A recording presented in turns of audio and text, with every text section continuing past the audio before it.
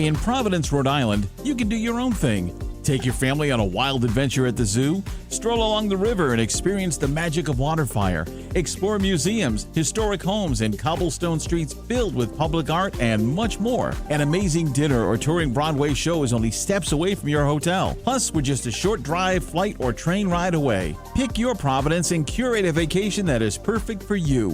Visit GoProvidence.com to start planning now. Boost your mood in New Jersey. Surprise yourself with new wonders. Stroll beaches and boardwalks. Discover places to dine and catch up with friends. See inspiring art, culture, and history too. Savor sea breezes and explore all the treasures nature has waiting for you. Rise to the call of adventure or catch a wave into the ocean blue. Find it all at visitnj.org. Good evening, ladies and gentlemen, and thank you for tuning in to the newest episode of Uncovering the Underground radio podcast show, brought to you from my companies Brutal Business Entertainment and Celestial Oddities Radio. As always, I will be your host and guide on this enthralling and encapsulating journey into underground entertainment. I am Reverend Frater Crow, and I want to thank you for listening in tonight. Whether you are listening live, streaming after the fact, or you've downloaded us to your device for on the go, any which of the three is fine, and I want to thank you for your patronage and support. I just ask that you click those buttons because as you do, it moves us up the podcast community rankings, allows more people to discover the show, keeps you in the loop with new episodes as they air, and gives you unfiltered access to our past archives. From music to modeling to stars of the screen, from comedy and oddities and everything in between, we bring you a show each and every Thursday night, 8:30 to 10 p.m. Eastern Standard Time across all platforms, and we always have a great time, whether it be this show, as we talked about, bringing you underground music, or it be one of our other two shows as well. We run Knights of the Nephilim podcast based around esoteric science, occult doctrine, ceremonial and ritual magic. We bring on guests and authors, occultists, very large names from across the world, and talk to them about that subject matter. Or it be Celestial Oddities Paranormal Guys podcast, where we bring on guests in that subject matter as well, which is the paranormal and supernatural phenomena. We take on phone calls from around the world, we interview people, and we deep dive into subject matter of the strange and unusual. We got something for absolutely everyone. Now, tonight on Uncovering the Underground, we are on Season 2, Episode 14. So if you've missed any of the past episodes this season, make sure you jump back and check them out. We've had some amazing guests on from all different backgrounds, of death metal and metal to alternative to oddities to modeling and everything in between. We still have a great set of guests coming up to finish out the season, which will be episode 20. So we got 7 episodes if you count tonight, and excited to just deep dive into each and every one of our guests' entertainment, what they do, who they are. And we'll be jumping into our guests here in just a moment. So if you have any suggestions of what you want to see us do with the show, not do with the show, do differently with the show, anybody you want to see us have on the show or anything in between, don't be shy. Feel free to email us at celestialoddities@gmail.com. Again, that is celestialoddities@gmail.com. You can also, message us on the Uncovering the Underground radio page, which is on Facebook. It's a group page. We interact on there. We post a lot on there, so feel free to be a part of that community. And lastly, you can message us on the Frater Crow Facebook page, which is my personal page. Anyone who reaches out to us will get a message the same day or following day if it's late at night. So I always tell everybody you'll get an answer within 24 hours, 6 or 7 days a week. It doesn't matter when it is. I answer everybody. I always stay in tune with my fans. If you are listening out there, as I said, you can listen from anywhere. It doesn't matter what platform you're on. But if you go through Spreaker, which is Spreaker, speaker with an R, and you go through either their app on the app market or through the Spreaker.com page, that is our hosting company. It gives you an additional feature. Not only can you listen to the show, but you can actually interact with the show. There's an instant messenger feature on there that will allow you to, be able to talk with us during the show, ask our guest questions, give your input and just be a part of the show, I will read out those things online or live on the air. So feel free to jump in. We already have someone who just dropped a comment right now, listening right now. So let me just answer him back and say thank you very much, brother. And that comes from Kelvin Frazier. So thank you so much, brother, for listening in. Anybody else wanting to be a part of the show in that regard, feel free to jump on. So I'm going to read you a little bit about who our guests are this evening. And I say guests because it is a band, but we have only one of the members on tonight, which I'm happy to get to speak with. And we're talking about the band Carbonstone. And I'm going to go ahead and tell you about them. Hailing from Baltimore, Maryland, industrial alternative metal act Carbonstone merged hard-hitting guitars with catchy vocal hooks and electronic synth elements. Drawing core inspiration from the likes of gigantic acts such as Korn, Nine Inch Nails, Linkin Park, and Static X, Carbonstone has managed to find its own special sound by carving a niche somewhere in between the melodic heaviness of nu metal and the digital industrial world of electronica. The band recently released their first full-length album, Dark Matter, after a 7-year hiatus spawning 2 singles, AM Trauma and Hush, that have both simultaneously held #1 spots on 2 separate radio stations, Boston Rock Radio and The Sound 228, for well over a month straight. Hush is currently spinning on terrestrial radio stations in multiple countries and charting on the secondary market rock charts alongside some of the biggest names in the music industry. The album's first single, AM Trauma, released with an accompanying music video, received much praise and success after being picked up and promoted by record label Pavement Entertainment all summer and fall of 2021. The new album follows a string of released singles, including a fully reimagined, industrialized version of the classic hit I Just Died in Your Arms, which even drew the attention and thumbs up by Cutting Crew vocalist himself, Nick Van Egg. Carbonstone is Corey James, lead vocals and guitars, Neely Johns, guitar and backup vocals as well as production, Dan Kroll, bass, Tony Corelli, synths and production, and Jeremy Robertson, drums and programming. Very excited to bring these guys on tonight and find out more about them and let you hear the wonderful music that they make together. So, as I always say, light up your joints, crack open a few beers, kick up your feet, and lend me your ears as we dig in together and uncover the underground with Baltimore, Maryland band Carbonstone. How you doing tonight, brother? I'm doing great. Thank you so much for coming on and letting me get a chance to, find out more about you guys as a band. And I know that, your brothers weren't able to make it this evening, and one of them had asked, they're like, is it okay if there's only one of us? I says, well, absolutely. The funny thing about interviewing bands is rarely do you have the full band. So they often will ask, is it okay if we're not all there? I'm like, it's rare that I get all 4 or 5 or 6 members of a band right on an interview at one time. And actually, not to make it easier for myself, but it is easier for myself when there isn't as many. So I can understand that. And tonight is actually going to be a unique experience. It's going to be a sort of a one-of-a-kind interview that you're going to be the only one so far who has done an interview of Carbonstone without Corey. Oh, all right. So I get the honor of the first non-vocal interview. I'm pretty sure that's true. We're just going to say it's true, folks. If it's not true, we're still going to tell you it is. I'm sure Corey will check me on that.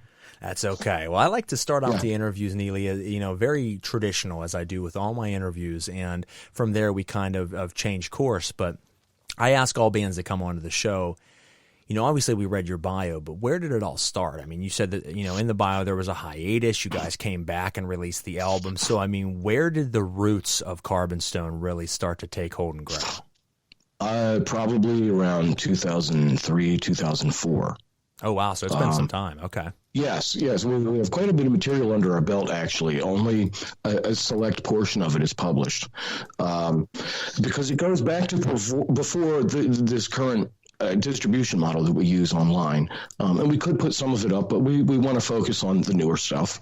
We're not abandoning everything, and we're actually kind of slowly, one at a time, digging little pieces of it up out of the grave and bringing them back out into the light. But it was just Corey, and it was actually a band originally called Unspoken. And there is an EP that goes with that, and it's Unspoken is still to this day one of my favorite things to listen to when it comes to Carbonstone related content, even though I had nothing to do with it. It was just well produced and well written. So eventually this became Carbonstone, and there's a very funny story behind the name change that we can get into later, or we can do that now if you want. You tell me. I'll tell you what, go ahead and jump right into it. Okay. I don't tell this story as well as Corey does because I wasn't there, but he was at a party, and there was mucho alcohol involved, as things go. And, somebody asked him, so what's your band called?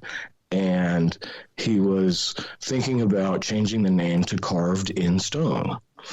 Well, when you're 12 beers deep, it comes out, and the guy said, Carbonstone? And Corey said, yes, that's the new band name. And that's how it happened. After that, the whole party heard it, and they all kind of thought it was, and it's like, you know what? We're just going to go with it at this point. Right. So a couple of years later, the band develops a little bit over those years, and they do some recordings as Carbonstone, and then they run into me. And I proposed to be a concert promoter at this time, and I know better than to try and do anything like that ever again. But it was a fun learning experience, and I hired Carbonstone to headline a number of shows, actually. And then I offered to record them.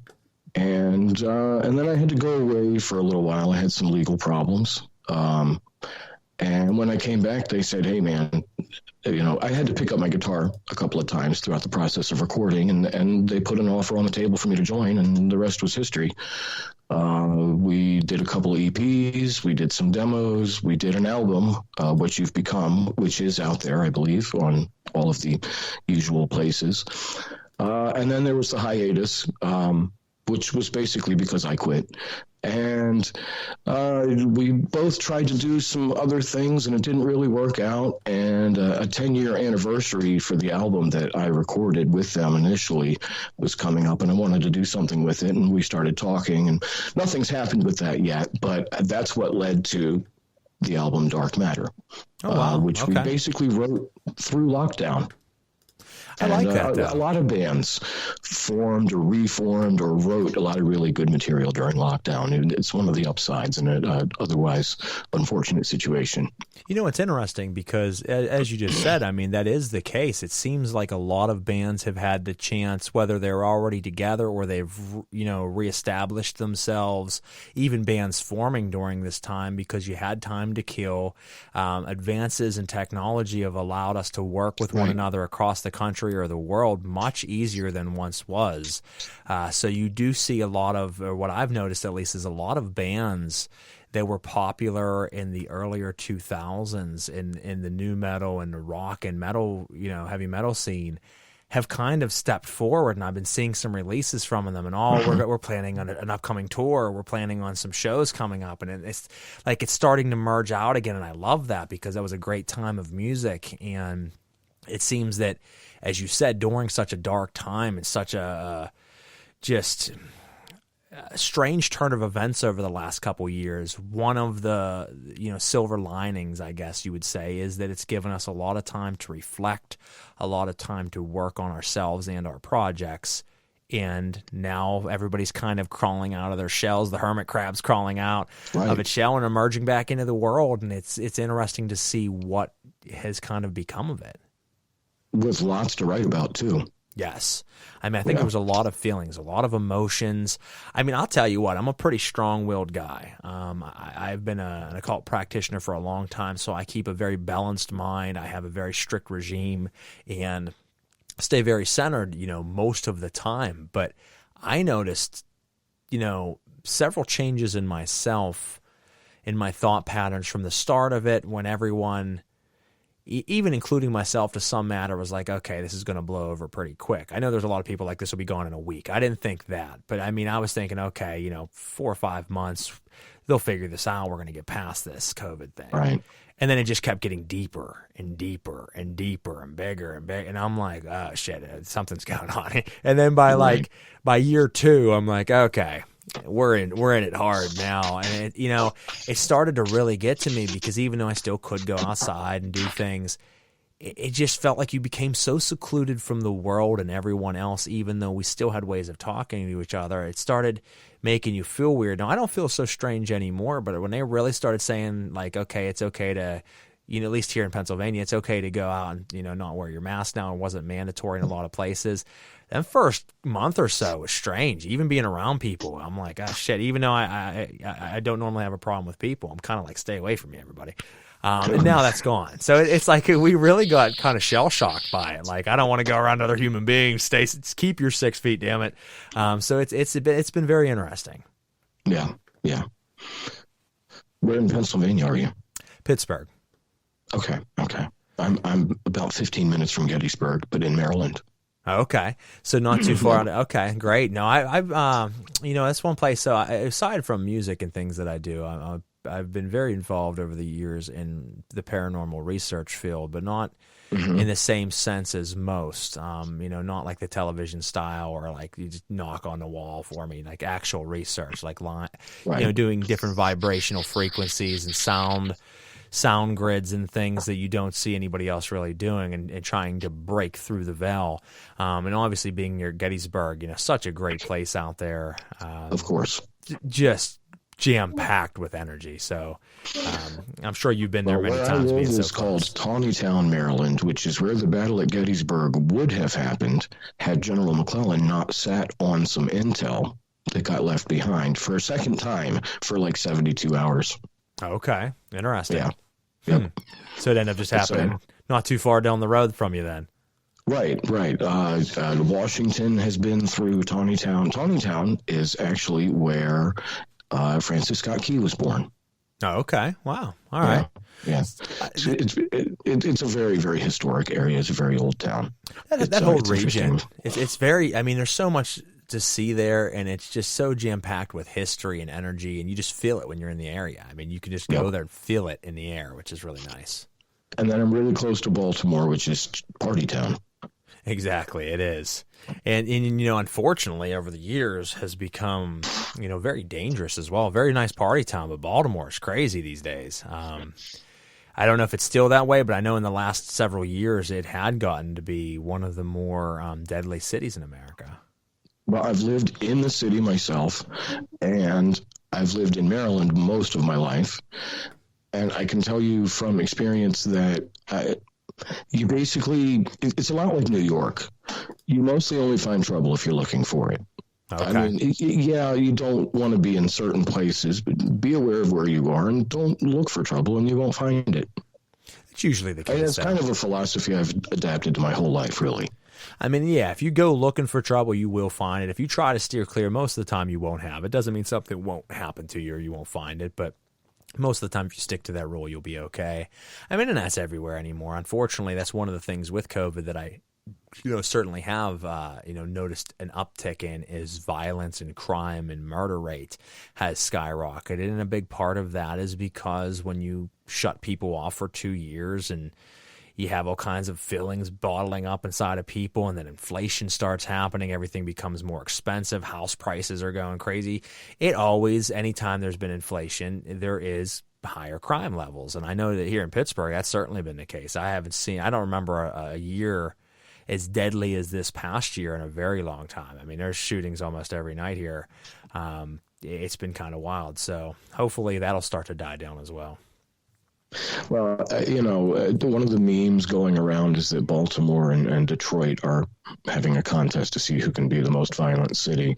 But I don't really, I'm not going to say I'm turning a blind eye to it, but I try not to really just let that be part of my experience, if that makes sense. I'm aware of it, and I try to be a very humble and humane person and help people who I can when I can. But I also try to not project that kind of thing, and I try not to dwell on it. I don't ignore it. I acknowledge it, but I don't know, letting something like that fester in your mind is just not healthy, it seems to me. No, I love that you said that because it brings me to two different points. One, I don't either. I know that it's going on because I hear people talking about it, or I will see a news article that happens to pop up, on Facebook or something like that when I'm promoting the radio show or some music, and usually they'll catch the headline. A lot of times I don't actually read the article or really absorb it, and a lot of times people will bring up news headlines to me, and I haven't heard, and they're like, "How have you not heard that?" Well, here's a tidbit of info, folks. I don't have regular cable. I don't watch the news. I don't get the newspaper, and I don't read news on my phone a lot. And the reason why is exactly why Neely just said. I don't want to put this into my mind because as you read it, as you focus on it, that vibration becomes entangled in your vibrational state. And you start to dwell on it. It starts to affect your mind. And that's the same reason that I don't get involved in a lot of drama from other people. I had someone message me a week ago, and he was telling me that there was a situation where there's people out there slandering his name, and it's become a really bad thing. And he's always been a very nice guy to me, and I know him, but I'm not involved with him in any way other than we've had some friendly chats. And then he started sending me like what was being said and screenshots of it. And I says, listen, bro, I don't mean any rudeness by this. I don't care. I'm not going to look at the screenshots, nor am I going to absorb that. I hope you don't take offense, but I don't want to focus on it or even see it because then it becomes a part of my world, and it doesn't need to be. So I admire the fact that you said there was a similar kind of a drama with the band, not between members, but just between some fans, and I was surprised to learn the nature of the issue, and that was all I was told. And they said, "Oh yeah," and it was a kind of a similar situation, and they didn't offer it to me, but they said, "Yeah, I can show you the message." And I said, "No, I believe you. I don't think I really need to see it. I understand the situation enough, Exactly. Because you start to. What good's it help? It doesn't change anything for you to see it and then you to be a part of it. And then what I notice is these things just try to bring you down. And if you do allow someone to make you a part of that, then they want to make you a part of that to a higher degree. So they show you the pictures and then you look at it and then they're like, what's your opinion? Oh, I don't really want to give it. Oh, I really want to know your opinion. And then they pull you further and further in. So if you just shut them off at the gate and say, I'm not interested, then it can't affect trying to pull me in this instance, from within the hierarchy of the band. But me simply having that knowledge increases the chances of me commiserating with the next person, and now this negativity still has a vehicle, No, I agree. So I'm glad to hear that you're very similar in that regard. Just cut the bullshit and kind of stay away from it if you can. Right. Now, I want to bring up something that I know you are involved with, which is radio. And the reason I bring this up is you have a very good radio voice. I get told that quite often myself, but I'm listening to you talk, and you do have a very nice radio voice. So for the folks listening out there, you do also run your own radio show, and that is on Boston Rock Radio. And I know that it's a newer show for you. So why don't you tell us a little bit about that, or the fans out there a little bit about that? So my show is called the Boston Rock Radio Rockin' Road Trip, and it's on the third Wednesday of every month, generally. Pardon me for a second. A little cough button action there. And we pull a virtual tour bus into a different town or entertainment district in a different state each month, and we pull together 3 bands from that area, and we interview them, and we kind of do what you do here. It's a very casual arrangement. We prefer to get bands who know each other. We prefer to let the inmates take over the asylum, and just have fun. We want to hear about that crazy story where they both played at a club one night where, Becky had too much to drink and did something wild, That's kind of what we're going after. And we're also trying to raise awareness for local and regional bands, again, like you're doing. Exactly. I love to do that. That was really the whole point of the show when it started, because I used to be very involved in the music scene for many, many years. First in a decently, successful underground metal band, and then whenever the band days ended, I followed my passion in the hip-hop scene, which actually I didn't think anybody at first would ever take me serious. And then, over a decade's time, I was able to do very, very well in that side of things, better than I was even with the band. And after those days ended as well, I started looking, I still want to be involved with music, but I don't necessarily want to be at shows each and every weekend, at the bar each and every weekend. involved in that I regard. do. And see, you do, so you're the opposite. And I started saying, well, what can I do to still be a part of this? And I came up with the idea of, well, I've always wanted to do radio. I think I'd be good at it. And I think it would be great to uncover the underground scene with underground bands, and that's where it really came about, is uncovering the underground as a way of diving into talented people, mostly bands and mostly metal bands, but I bring on all kinds. I've had reggae bands, I've had all kinds of different music and models and different things on. I center mostly around death metal, but I love the occasional band that's not. And it just has been a great ride. I mean, we're in season 2, but I mean, we're on episode, I think, almost 80 now with the show, and then I run 2 other shows. So I put out about 200 episodes of radio now at this point between the 3 shows, and it's just been a fun ride to be involved in some form or fashion without having to be in the forefront anymore. Right. And you know what? I actually love producing reggae. It's actually fun. I've never played reggae. I've always had a love for it. I've been to the islands before and got to see some really awesome reggae music in the heart of it. Never have played, though, any style of reggae. I was boring in the fact that, I was a very good guitar player. I am, I guess, in some sense, even though I don't really play much anymore.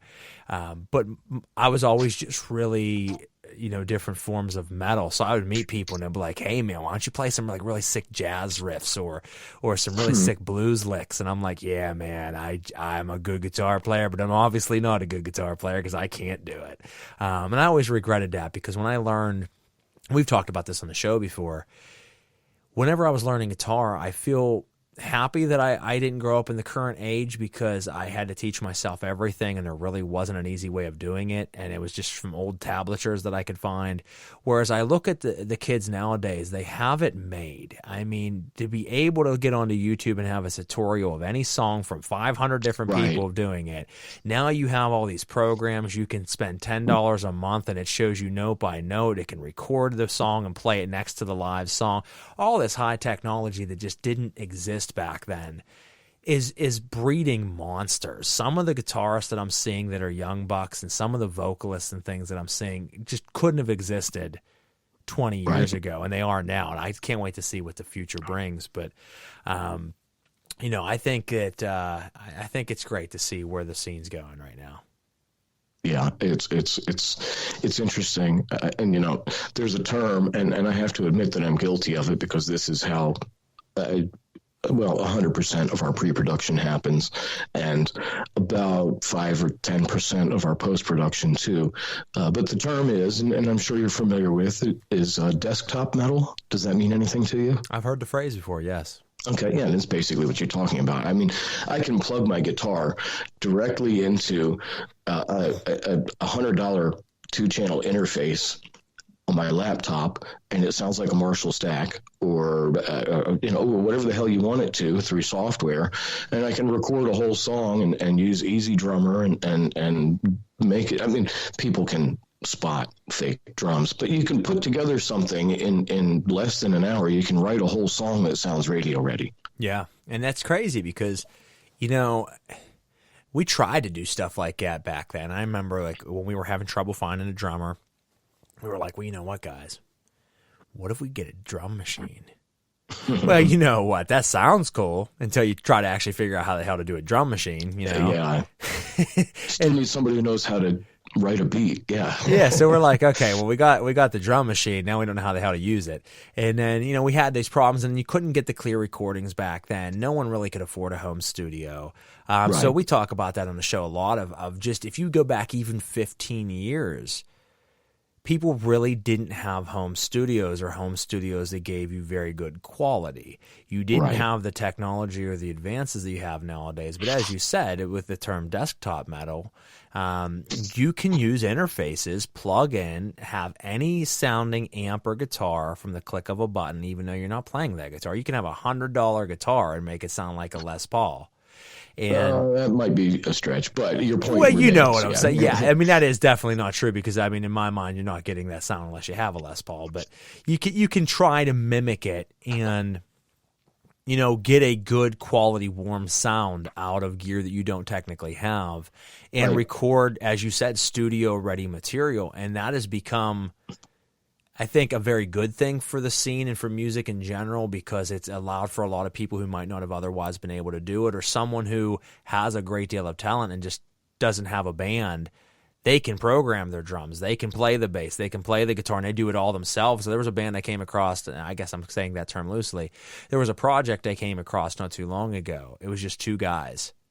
And it was an extreme death metal band. And when you listen to them, I mean, it sounded like a very tight-knit 5-member group. They were phenomenal. It was just two guys. And I'm looking at this like that wouldn't have been possible 15 years ago without a huge amount of money in your budget. And now that's easily possible for people. So it's great to see that. Yeah, it's good for writing, but when the pandemic first hit, and Corey and I had just started writing, and the idea was for it to just be the two of us, which I wasn't really on board with, but anyway, and it still kind of is in a very small sense, and it's mostly just with the writing. But we have a complete lineup now, and originally the idea was, well, it's just going to be for shows, but no, we're kind of calling these guys full members now. And they're all people who we've known for a very long time. The drummer is new to us, but he's not new to all of us. He's really just new to me and Corey. I have people who work for me who know this guy because he is one of 3 engineers in the band. Tony, our producer, and electronic elements guy, keyboards, whatever you want to call it. There's just a long list of things he does. Jeremy, who is one of the main sound guys at Ram's Head Live, which is just about the premier venue in Maryland without going to an arena, and myself. And I actually hold down 5 different outdoor clubs throughout the state of Maryland. So it's a lot goes into this. A lot of different resource pools, if you will. But there's the functioning band, and then on top of that, Tony is explicitly our producer. And we basically don't run final product through anyone else.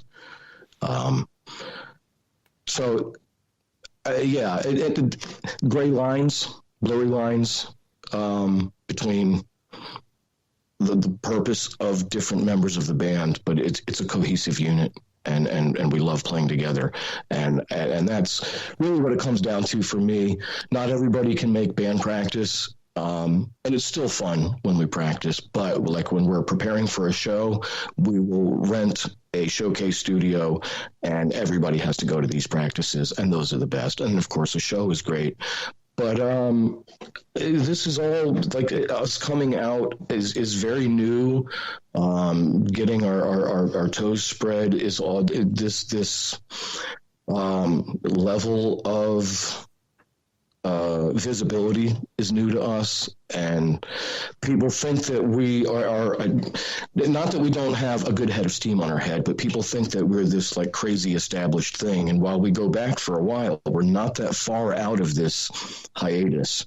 About a month ago, we played a show at Baltimore Soundstage. That was our first show. Well, my first show in 8 years. That was the first Carbonstone show in 7 years. Wow. Okay. So yeah, it's familiar and it's new, and I think part of our newfound visibility is because of all this internet stuff, that it existed before, and we were definitely exploiting it to the best of our ability, but you can do so much more with it now. Oh, it's phenomenal. I mean, if you think about the fact that there was an age where you would record, if you were lucky, you could record at a good studio, because if you did something at home, it just kind of sounded like crap. But there was a lot of bands doing that, and we even did that at one point in time. And then, you saved up the money, you went to the studio, you spent a lot of money for a professional studio, and then you made a 2 or 3 song EP or demo, and you went and stood somewhere, like for here it was Southside Pittsburgh, because there's 65 bars in one street. Right. And it's the go-to place. So you would just stand out there and hand out demos and talk to people and meet people, because you didn't have a way of doing that on the internet. I've done exactly that. Yeah, man. Yeah, you're just like, hey, man, you like metal music? And they're like, fuck no. And you're like, Oh.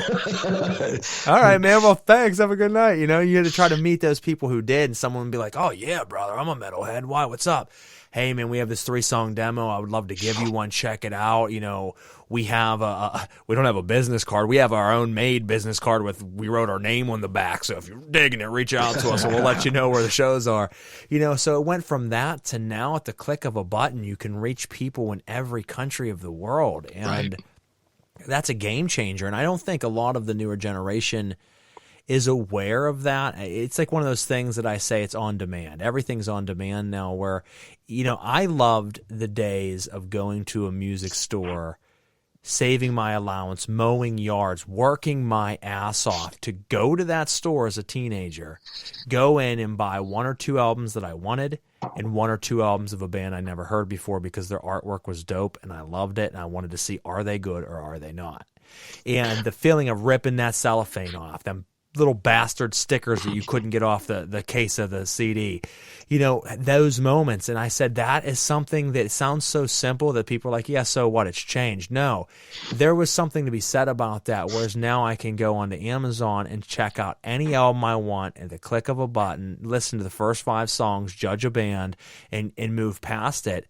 Well, what about 7, 8, and 9 on the CD that were 3 phenomenal songs that we never even got to because people were so wanting to jump to everything out there that they never even listen to the full albums now in most cases, and they don't have that appreciation. So I don't think people realize those days of handing out demos on the street and people laughing at you or handing it out and watching someone walk 25 feet away and throw it right in the trash.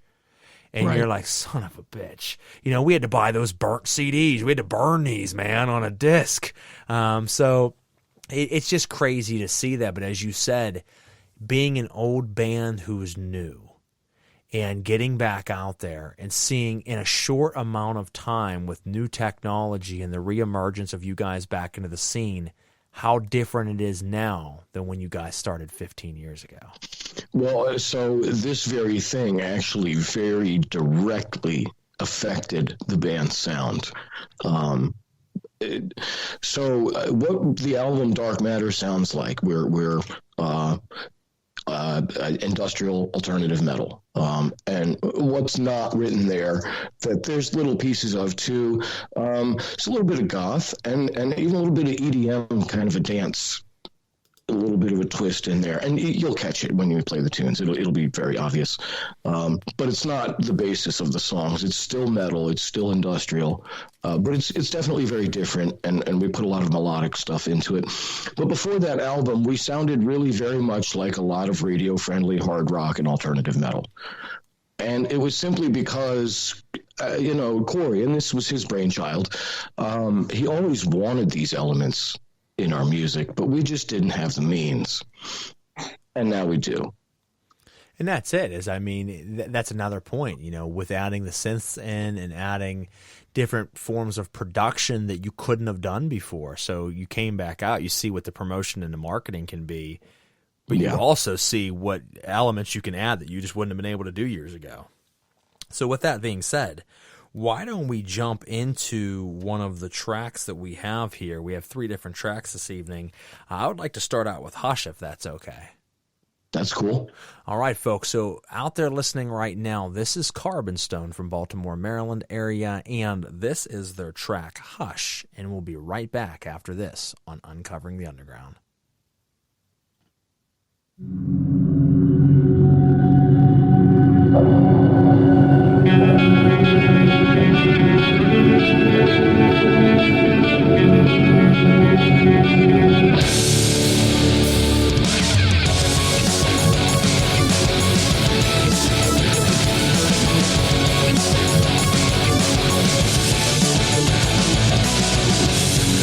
Just can't let it go.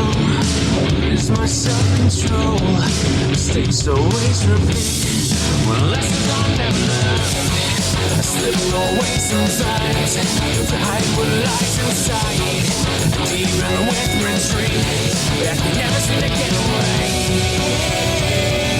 Tearing through the inside, murdering your line. Ever feel like you're always thinking? It's all in how you hold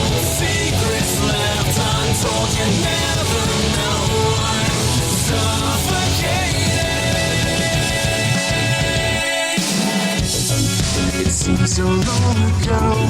The stars are all I know. I've covered them in ink.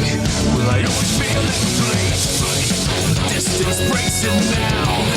Echoing the sound. A chance to hit rewind. Could I ever take some time?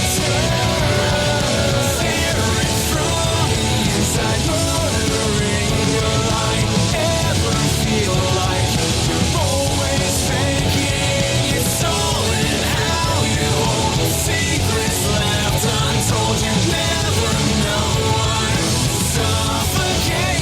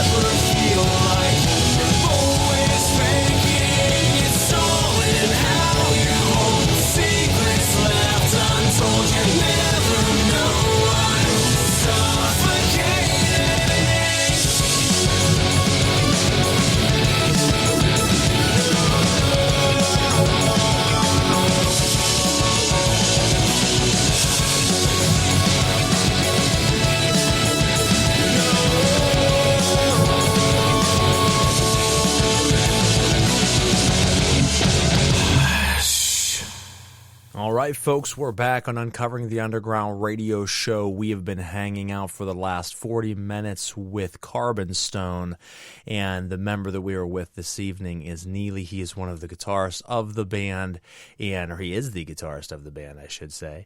And we have been talking over who the band is, how they got started, how they were on hiatus and recently reemerged into the scene, the differences of long ago to now in technology and advances in marketing, promotion, and just availability to so much for bands this, day and age, how the pandemic has allowed them to do a lot of things and so many others out there as well. And so much more. So if you're just tuning in now, don't fret. You can listen live till the end of the episode. At that point, you can always jump back to the beginning and stream it or download it to your device. But for now, you have to listen to it till the end of the show, and then you can jump back and listen to the whole thing. And hell, even if you have heard it from the beginning, go back and listen to it again anyway. Why not? Share it with your friends, and let us know if you have any questions or anything you want us to read off on the air. You can do that through Spreaker.com or the Spreaker app by searching Uncovering the Underground. You can not only listen, but it does give you that instant messenger feature. And we did get a question that came in, but before I go into that, that was the single Hush, and that was off of Carbonstone's album, full-length album, Dark Matter, that released, I believe that was 2021, you said? Yes. On Halloween. Halloween, okay, perfect. So we're not even. And I mentioned, the industrial or the goth and EDM dance elements, and that one is a little more straightforward. Some of what I mentioned is in there, but when you get into the other songs, it'll become a little more diverse. And you know what? You can actually hear the industrial / EDM style synths towards the end of that song. There's a part that really comes in, and I love that. Yeah, so it's very apparent, and I love that in your guys' sound. It's different. There was a band years ago. What was their name? Crossbreed.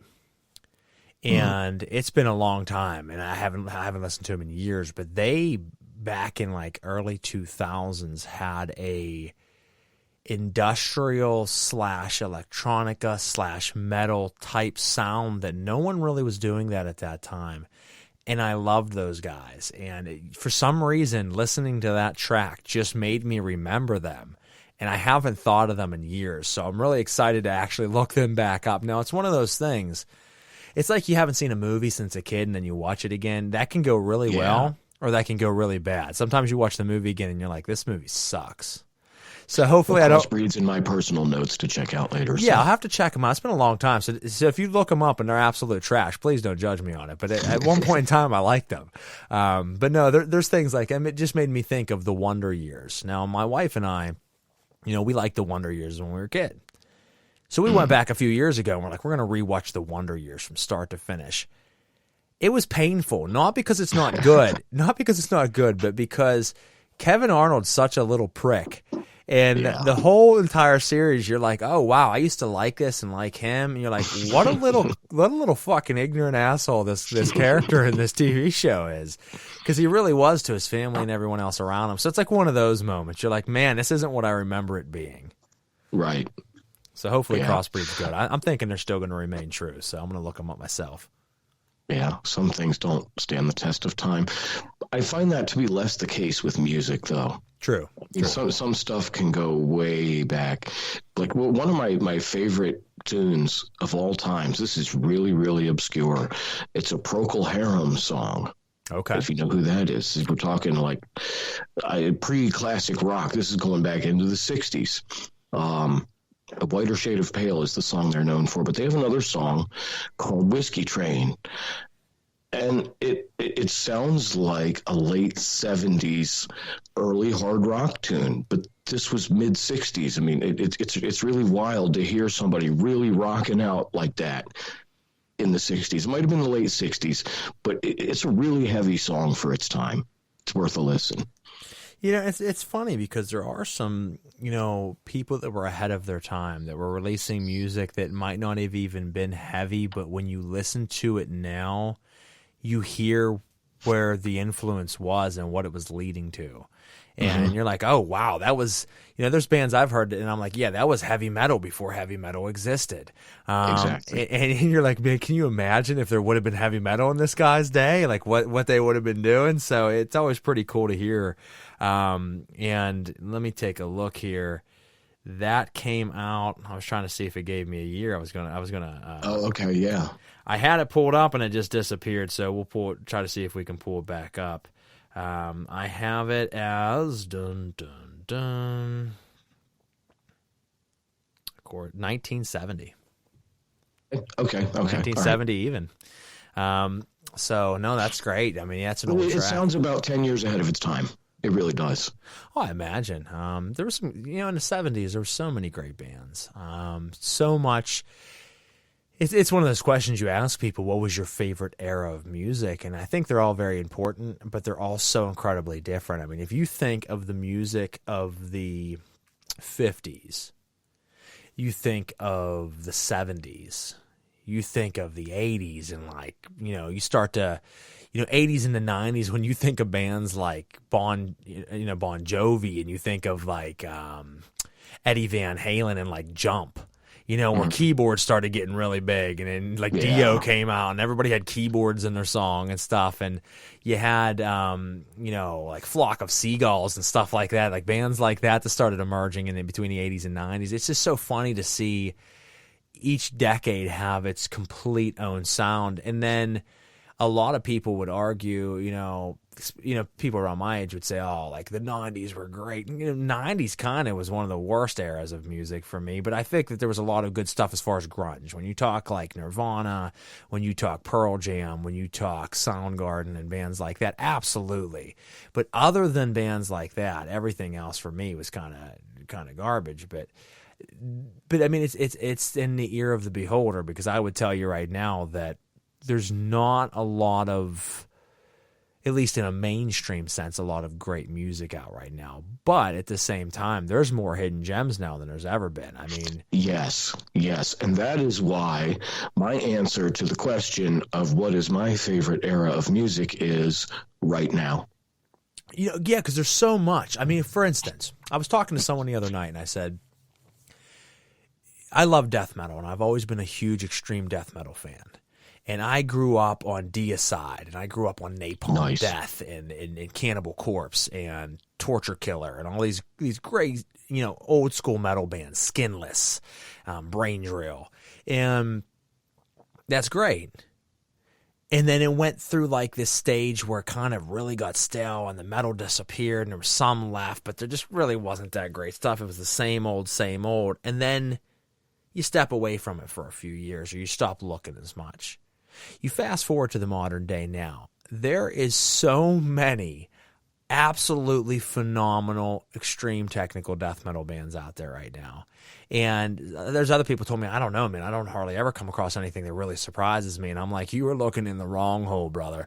I'm like, because I could probably send you 45 albums right now that are absolutely mind shredded. And I'm not saying just because they're aggressive or they're technical. I find that perfect balance in between where it has all the great elements of a band. Because you always have the bands that just want to be extremely aggressive and they miss the catchiness of the music.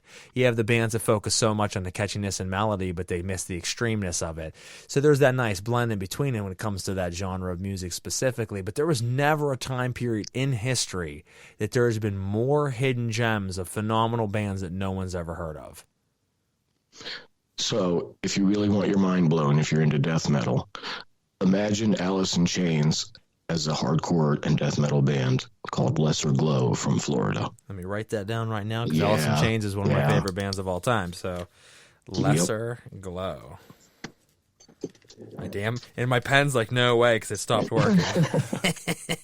No, that's that brings me to a good point. We were talking about the 90s, and Alice in Chains was one of those bands that and you could always say the woulda, coulda, shouldas, but if Lane Staley didn't die, it's really hard to say what bounds they would have been able to break, because I feel that when you go to the grunge area, everybody wants to talk about Pearl Jam. People talk about Nirvana. People talk about,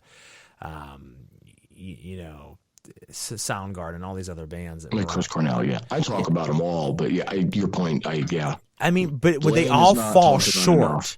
They all fall short of, to me at least, Alice in Chains. I think that they were just a shining star that had so much potential. And not only them as a band, but when Lane Staley did his project, Mad Season. Mm-hmm. They only released that one album, and it's absolutely mind-blowing. And then the whole album's about him beating and conquering his struggle with heroin. And then he turned around and died on an overdose. So it was very heartbreaking to see, hey, I won this battle, and let me tell you in the most poetically sad, beautiful form in this Mad Season album, and then turn around and relapse and die. We lost a lot of people from that scene. Yes, everyone. And that scene was a complete picture. You talk about, how underrated Lane Staley was, and I agree. Whether or not he runs rings around them, I'm not going to say I disagree. He was fantastic, but the scene was not complete without all of them. Correct. And another album that I think is underplayed is Temple of the Dog. Yes, great album. Yeah, great album. It's like you said, they all played a part. I mean, and every one of them, for the most part, has found a bitter end, and that's what's so sad about that specific time period and scene. I mean, Kurt Cobain, you have Chris Cornell, you have Lane Staley, you have Scott Weiland. You have every one of them. The only band that seemed really to be huge at that time that is still around, knock on wood that nothing happens, would be Eddie Vedder and Pearl Jam. And those guys are still around. I mean, I don't think they play as much these days, but they're one of the only ones that are still from that time period that are still around. Every one of them fell into some type of sorrow, and that's sad because it was such a great scene. Well, I think there's no irony in the fact. I think it was really foretelling with the Temple of the Dog album, Mother Love Bone, that the guy who set the whole scene alive never lived to see his own acclaim. Yeah, it's I guess that was just like that was a part of that. I mean, every music has its own stigma, its own feel, and I guess when grunge came out, it was like, we're going to let you into our world and show you this new thing, but this is real. I mean, and enjoy it while you can. Enjoy it while you can. This is a flash in the pan that'll change music forever, because I think it certainly has. But that was it. It was like, here's these 5 or 6 great bands to really set the world on fire in that scene and change a lot of things, but then it would all eventually vanish off the map pretty much. That's just wild. Yeah. Now, why don't you tell us, obviously, so we listened to, Hush, and, the album overall, I've listened to pretty much the entire thing at this point. I love it. I think you guys have a really diverse and catchy sound, like I said, which took me back to a flashback of a band that I liked earlier, like I was talking about. But it's such a newer and advanced way of presenting an industrial / metal sound. How did that feel coming into that? Because obviously you guys have been around, you went away for a while and came back, and it kind of found this sound. And I say it all the time to bands that sometimes a band's true sound is their first album, and then after that, they kind of dissipate from their regular sound. Some bands, it takes a couple albums to find their sound. You guys were around for a while and had written music and now have come back with this really, powerful, punching debut, even though it's not necessarily your first album, it's your first album. And right. How does that feel? I mean, with this new sound, how was that whole thing coming together once you guys really were hearing the finished product, especially since your producer was a huge part of that? Once he was letting you hear those master tracks afterwards, guys, check out what I've done with this. What did you guys think? Well, we were kind of there as he writes it. Or at least Corey is always there. I'm occasionally there. Sometimes I phone in, quote unquote, my tracks from my own studio. Because of the nature of my job, I'm producing a lot of live shows generally, and that keeps me away on the weekends. At any rate, it was a different process, both the writing and the production. That took me some getting used to. But it works. That wasn't a problem. Where I really had to get some getting used to was how do you define industrial?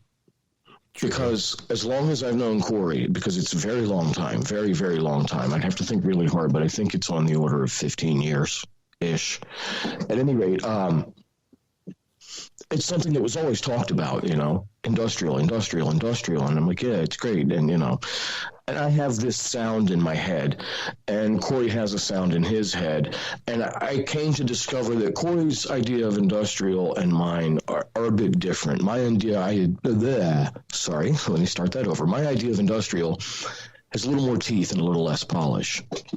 But this isn't really just industrial. There's more to it than that. And I figured it out. And I understand it better, and it helps with writing subsequent material. But it's cool, it's fun, it's an adventure, it's something new. I always chase after something different. What some people would call what is it? Gosh, I'm losing this word. When you're having not a nervous breakdown, but basically a nervous breakdown. An esoteric crisis. Okay. Yeah, but I call them an esoteric adventure. I've had a couple of those in my life, and I find that there's a physical anxiety to it, but there's a personal growth to it. I always try and learn something new every day. So being able to go through this learning experience, and not to say that was an esoteric crisis, but it was cool. It was fun because it's a big part of my life. How I most effectively express my feelings is through music. So being able to figure out how to do it in a new way was kind of cool. The album before this, we went through another process that I'd never been through, and to varying degrees, I still debatably am almost more proud of the last album than this one. We put so much blood, sweat, and beers into this album. We wrote an entire album.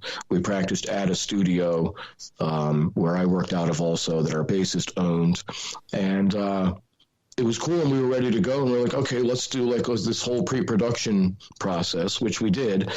And then our bassist said, okay, now we're going to strip every single part of every song down note by note, and we have to come up with a reason not to change it. I like it. And if we can't, then we change it. And what came out of the other end, I think, was an amazing album. We didn't exactly do that with this album, but we do in a sense, because it starts out with a basic idea from Corey for a song, and he'll start writing some lyrics, and he'll maybe have a couple riffs, and he'll bring it to me, and we'll flush it out into a full arrangement, and he'll write the lyrics, and we'll do this whole pre-production process with canned drums, and I'll lay down a basic bass line, and it'll sound like a hard rock or even a thrash tune, because I tend to use very metal drums. It's just a personal preference. And then we take it to Tony, and that's when the magic happens. The vocals, if we tracked vocals in the demo, get completely re-recorded. If the guitars are good, then he uses them, or if I can make it, then I'll record them there in studio. But yeah, Tony, he takes over when it comes to writing the bass and the drums and all the electronic elements. And so the song takes on a completely different life from when we go into when it comes out. I love that, though. When you go into the studio and you have a polished product, and you feel you have a polished product at least, and then you take it to a good engineer, and then he says, I love what you guys are doing, but listen, I want to make this suggestion here, here, here, and here. Just try it. And I know that some of the best stuff that my band had ever done would be when we went to our engineer, and he would say, I really know that you guys like that guitar riff, like the way that you're playing it, but I want you to play it at a completely different time signature. Or I want you to play it a completely different way. And we're like, well, I don't know, man. Just trust me and try it. And if you don't like it, hey, we scrap it. And then we try. And he's like, okay, I recorded that. Now play this way over top of that. And then, what was end up only being 2 guitars end up being 3 tracks. Mm-hmm. And then we listening back, and we're still like, I don't know, just trust me. And we spend 45 minutes on something that wasn't even supposed to be in the song. And then he plays it back to us, and we're like, oh, shit. And he's like, yeah, you hear that though, man? Do you hear it? And we're like, okay, yeah, that's always meant to be in this song. We didn't hear it, but you certainly did. And like you said, he was like the unofficial member that's now the official member, and that is what a good engineer does. And too many people overlook the quality of a good engineer. There's a lot of engineers that record. There's not a lot of great engineers. Let me not understate his position in the band. He plays shows with us. Oh, perfect. I didn't know that. So that's awesome. It's not like we just see him in the studio. No. He hasn't made an appearance in any videos yet due to availability, because his studio is very heavily booked, generally months and months ahead. Awesome. And Jeremy, the drummer, is just new and hasn't managed to be able to get scheduled in yet. But Tony knows that he doesn't even need to be polite about his suggestions. He doesn't ask, and we don't ask questions. Well, it shouldn't be. I mean, when you build that rapport with someone, after a while, I mean, that was the same way. It went from at first, like, let me tread lightly. Hey, do you guys want to try this? Or, hey, I have a suggestion. To just like, no, Garrett, don't play it that way. Play it this way. I like what you're doing, but it's wrong. You need to play it this way.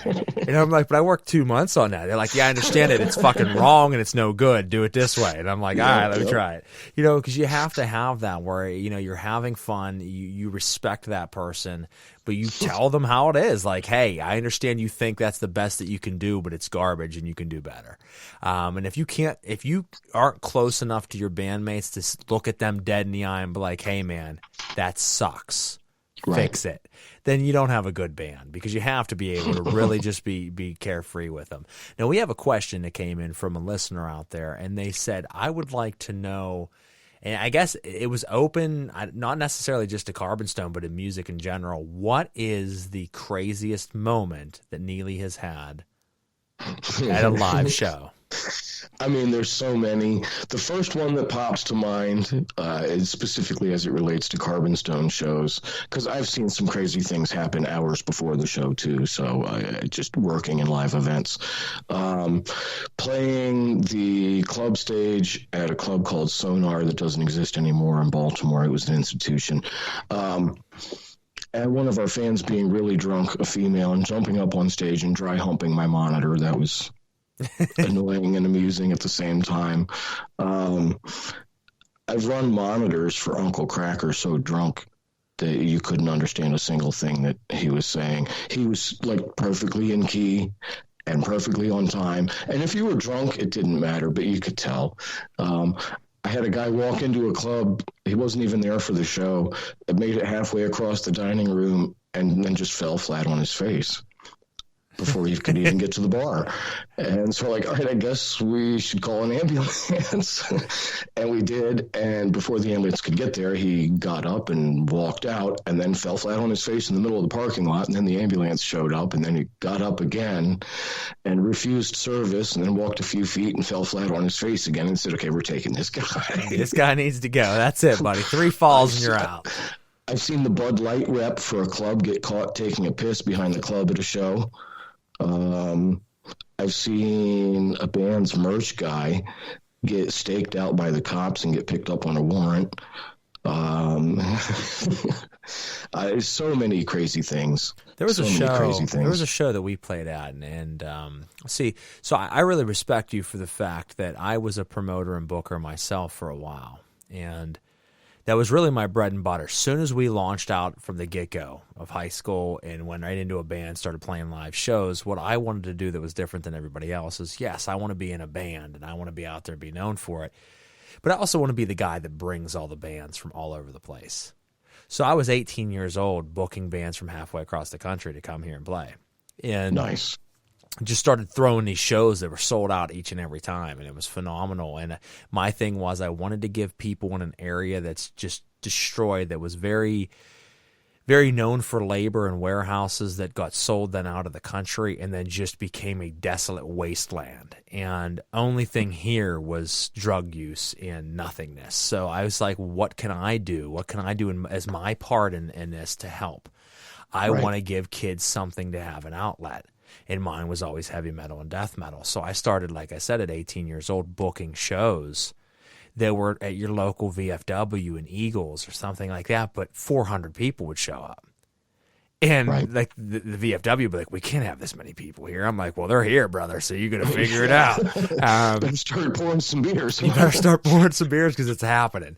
And we started bringing all these bands in, and they got bigger and bigger, and it was always a great time. And we had this band, and I don't know what kind of trash human beings these people were, but I had heard of them. I don't even know why they were on the show. They weren't like a favor of mine. I didn't know who they were really, but I think I had given them a chance. And they were playing, and they walk out and pretty much say like, fuck everyone here, you're all filth. And sometimes that could be like just a death metal thing, like, oh, we're everybody's scum of the earth. Right. Well, no, they took it way beyond that. They come out and they're like, you're all garbage, spray the front line of the crowd with silly string in their eyes, and then cracked this kid in the forehead with the cannon, split his wig wide open. Jeez. He started gushing blood everywhere, like dropped his ass. Opened up a thing of water and dumped it right into our monitors, directly into the monitors, and started stomping it and smashed our monitor. It's time to call the cops. Well, at that point, we hit the kill switch on it. Song 1, they were like 45 seconds into their first song and just stopped dead. And this dude started flipping out. What the fuck are you doing, shutting us off? What do you? And I was like, bro, you just split this poor kid's head open for no reason, and you just dumped water into my $10,000 PA system and destroyed my monitors. And his response was, you've apparently never been to a real metal show before. I said, bro, I book real metal shows every weekend. I says, I've never had the disrespect of someone purposely opening a bottle of water, dumping it directly into my monitors, and then smashing them as hard as they can with their boots. I was like, that's not metal. And then he tried to make some regard like, oh, well, I've played Mr. Smalls before, which is a venue here. And I'm like, bro, I've played Mr. Smalls like 18 times. I'm like, I don't know what that even means. So the reason I go to the stories is one of the craziest stories of anything I've ever experienced at a show, because I pretty much told him, I was like, hey, man, I don't think you understand where you're at right now. You're in our hometown. I was like, and everyone here at the snap of a finger, I said, will beat you to death in the parking lot. And I was like, and I'm going to give you 3 minutes to get your equipment out of here, or you're going to get beat to death in the parking lot. And he turned around, and there was like 400 people standing there staring at him. And I was like, yeah, you should probably get moving. Well, they rushed as quick as they could, but they couldn't get all of their equipment. They left their drum set beautiful pearl drum set. I dumped gasoline on it that night and set it on fire on video and sent it to them. There you go. And I was like, there's your drum set, bro. I was like, you smash my monitors, I burn your equipment to the ground. And that was one of those moments that was kind of infamous for a while, that like, wow, these dudes literally took video of them burning this band's drum set. And I'm like, you're goddamn right I did. They smashed my monitors out. I'm like, that's how it works. But that was one of those moments that through a lot of shows, never seen anything like that before. I was mixing a death metal show. The headliners were a band from Norway. They were really pissed because the promoter was not giving them any free beer, and he told them that they would. And during their set, the fog machine set off the fire alarm. They continued to play. The fire department showed up and pushed their way through the crowd, had to climb up the stairs and get like up on the side of the stage to get to the room where the panel was for the fire alarm system. They shut off the system and then left, and the band literally never stopped playing the whole time. All the firemen were climbing up on the stage and everything. Now, when you say Norway, were they just Norway metal or were they Norway black metal? Oh, I don't know. It was because them black metal bands from Norway, they're fucking hardcore. You don't mess with those guys. It was death metal and black metal bands. It was in Silver Spring, Maryland, where there's a very, very active death metal community. It's 90% Latino. Okay, interesting. It's very interesting. Yeah. But these guys don't fuck around. They don't fuck around with their metal. They love it. I think any good metal fan should. I mean, that's my thing is I love all music. But when people come to me and they're like, what is your favorite music to listen to? I'm like, extreme death metal. And they're like, seriously? Out of everything? I'm like, absolutely. I go to bed every night listening to absolute insane death metal. It's just always been my thing. That's my lullabies, guys. That's what I'm into. So, how has it been, though, for you as, it's an interesting perspective. I've lived it myself. Being a promoter and a booker and being in a band, do you find that to be an advantage? So see, I only did the promoter thing for a couple of years, and I decided it's not for me. Okay, but you're still working venues, though. Well, yes, I have an LLC. I provide engineering and sound systems. I do deployments. I do rentals. Okay. I've got engineers working under me. I run live shows myself because that's where I love to be. Behind the mixer or on stage, one or the other. So my day job very adequately supports my hobby because it's all in the same network. I love that. And it's great. Really, I could make all kinds of phone calls and get all kinds of things done if necessary. I know a lot of people, and it works well on both ends of my life. I don't see it as two different ends of my life. I make my living off of music. I also do studio production and mastering, but then my true love is playing music, and I get to do both. I love that, though. And it's awesome. And it kind of answered the question, and I'll kind of extend off of that as. I guess without the promotion, it changes a little bit. But do you find that people want to tap into that? So what I was going to ask as a promoter, I noticed this myself as a promoter back then, that it was a great thing and it helped me because I had, as you said, a lot of connections and I could reach out and make a lot of things happen. But then I had a lot of bands that we would be playing with on a regular show that I didn't book. But they would hear that you're a promoter, and then they're really trying to get in good with you. Like, hey, man, I heard you book like 8 different venues, huh? And you're like, yeah. And then they'd always try to get that extra pull. Like, well, we kind of met each other tonight. We're jiving, right? And I'm like, bro, this is the first we've ever spoken. Like, I'm not gonna throw you, a bone for 8 other venues just because we've talked for 45 seconds. Right. I haven't even heard your demo yet. I haven't even heard your demo yet. I didn't even know you were a part of the other band, to be honest with you. So do you get a lot of that? I mean, being a sound guy and an engineer, do you have a lot of people like, hey man, is there any hookups you can give me because you have the hookups at this point? Definitely.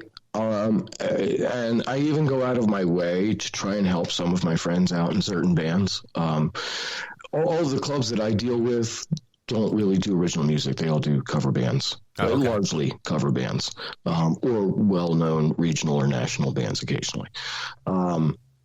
But yeah, some of the clubs that I have under my thumb are kind of sought after places to play. And people just need gigs. People want to play anywhere they can. Yeah. So yeah, it happens. Not a lot. It's not obnoxious. I think most of the people that I deal with understand that I'm production, not booking. But and some people don't get it. That's definitely a thing. Some people also don't get that the band on stage, I don't control them. I don't make them play the song. You have to actually talk to them about it. I can't like push a button and now they're playing Bruno Mars. It's not how it works. They're organic sentient beings on stage performing this. I'm not a DJ. Yeah, and I mean, some people just don't really get how it works. And, just like I said earlier with an engineer, you have to respect a really good engineer. You have to, respect a very good sound engineer as well live, because there are so many people that call themselves a sound guy that know absolutely nothing about running sound. So there's a principle when it comes down to this, and a couple of different philosophies that I like to share with people about sound. And it all leads to a vicious circle of good bands work with good producers and good producers work with good bands. Yeah. I find that I'm able to do more as an engineer and as a producer when I'm working with a more talented band. And I'll get off of stage or out of the studio with a band and they'll say, "Man, you made me sound really good." And I say, "I made you sound as good as you sound." Yes, I love that. Because that's I true. can fuck it up real good for you, but I can't make you better than you are. I have to start with something good. And also, getting a good monitor mix seems to be a challenge throughout the industry. And I understand why. It's not just because not all engineers are that good. It's a challenging environment, but I get a reasonable amount of compliments on my monitor mixes, and I tell people the best way to get a good monitor mix is to give them what the fuck they asked for.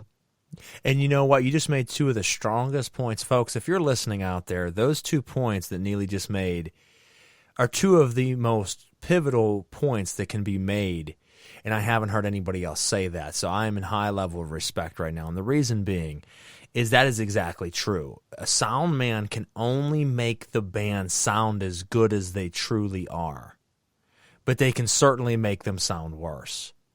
So whenever a band sounds phenomenal, yes, that is definitely due to the sound man knowing what they are doing, but that is the band at its peak. That is the band sounding how the band can sound if and when they have the right audio engineer. When you hear that same band somewhere else and you're like, Jesus Christ, these guys sound horrible tonight. It could be that they're having an off night, or it could be that the mix is horrible. And as Neely just said, someone who can give a good mix through the monitors helps a band tremendously. There's so many clubs we would play, and we would play with headliners, and we would not get what we're asking for. The sound man wouldn't give a shit about us because we are nobodies, but coming up after us was Devil Driver. So when Devil Driver came out, they sounded phenomenal. They sounded great. Yeah, they sounded great. Another thing that happens in the industry, and I don't know how commonplace this is, but sometimes tour managers will approach the local sound guy and say, you need to put compression on your mains. They can't be more than X dB louder than the headliners. And that, or sometimes I know that like a lot of times I would see, like, we'll use Devil Driver as an example, when they would come out, they came over and that sound guy was booted. They had their sound guy sit down behind the board. And that's common enough. Yeah, they had their own guy who crushed it, but sometimes that isn't the case. And the same sound man, you see him back there working his ass off for the headliner. But I'm like, hey man, can I get the other guitarist in my monitor? He gives you a thumbs up. You start to play the next song. There's no guitar in your monitor. It's not there. You finish the song. You're like, hey man, and you're doing it live. The fans can hear this. You're like, hey bro, can you give us a little bit more guitar in the monitor and turn the bass up a little bit? And it sucks to have those conversations in the middle of the set for everyone to hear. Yeah, the whole crowd's looking at you, and I'm like, I shouldn't even be asking this because he should fucking hear it. And I've asked him now 3 times, and 3 times in a row he hasn't given it to me. And I remember there was one show specifically. It was a very big show, packed house, sold out, very big venue, headlining bands after us. It was a big moment for my band. And it was like 4 times in a row I was like, bro, I can't hear shit out of this monitor. I'm like, you might as well turn it off. I can't hear anything. Can you please turn down the bass? You have the bass so loud. I'm like, I can't hear. And give me some other guitar. I need to hear my guitarist. And for like the fourth time, he gave me a thumbs up and we started again and there was no guitar and I'm like, all right, fuck this guy. And just continued to play and we finished and people still said we sounded good, but I'm like, no, he butchered us. I'm like, this dude butchered us live for some reason and I don't understand why. We were nice from the beginning, but then we started getting pissed off towards the end. So that goes back to my point that with a proper sound man, as you said, you can make the band sound as good as they are, but you can make the band sound proper. Or you can destroy them, and that'll happen. So thank you for saying both of those points because those are very valid to a musician. And when there's an offset, a lot of times, especially when there's alcohol involved, you end up with misdirected hostility in both directions. Oh, yeah. You know, people blaming the band when it's the sound guy's fault and vice versa. So, yeah. And I've definitely gotten into it with some sound guys before. I mean, even in the rap side, because I did rap for years. I still do from time to time. There's times where like I was ready to get off stage and beat this fucking guy. Like I'm like, all right, dude. I'm like, if you fuck me on one more song, and with my rap persona, I'm a very dark individual, and everybody knows it. I was like one of the kingpins of horrorcore underground hip hop, and it was okay to be very violent. I mean, I remember one show specifically. Again, I was like, bro, if you fuck me on one more song, I says, I'm coming back there and beating you in front of everybody. I was like, I'll fucking beat you all over this club. And the sound man's looking at me, and I was like, I'm not joking either. I was like, if you fuck me one more time, you're getting beat. And then finally, the last song of the night sounded perfect. And I'm like, thanks, bro. Thank you, guy. He was like back there with headphones on listening to his iPhone while he's doing sound for me, like completely just giving me like, I don't care about your music, I guess because it was rap. And that's the way I got it is he's normally a sound guy for bands and he must not give a shit about rap music. And that's fine that you don't like it personally, but you're a hired sound man. So for that night, you better goddamn well love it and give it justice. That's your job. Right. So it is what it is. But so why don't we jump in? We have another song here we're going to jump into. Okay. I am going to play the title track off your guys' album from 2021. And folks, this is Dark Matter by Carbonstone. Okay. We'll be right back after this.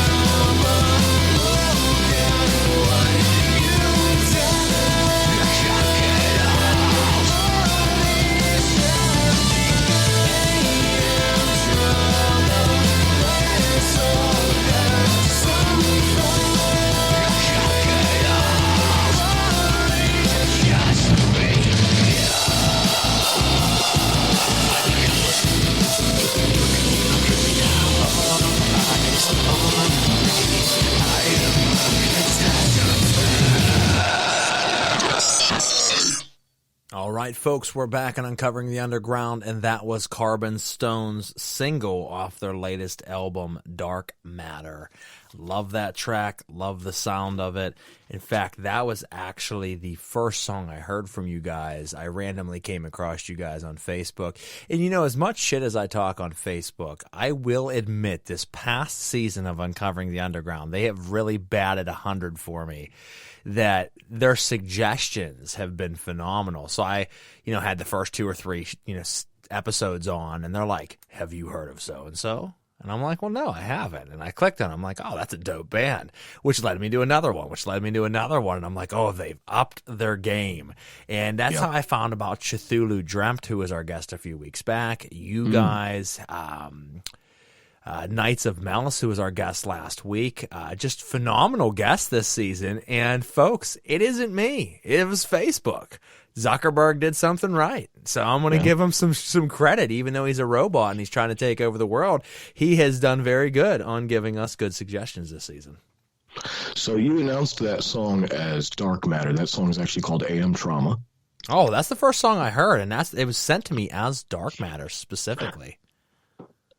Really? Yeah, that's what it said on the title of it. It said Carbonstone Dark Matter.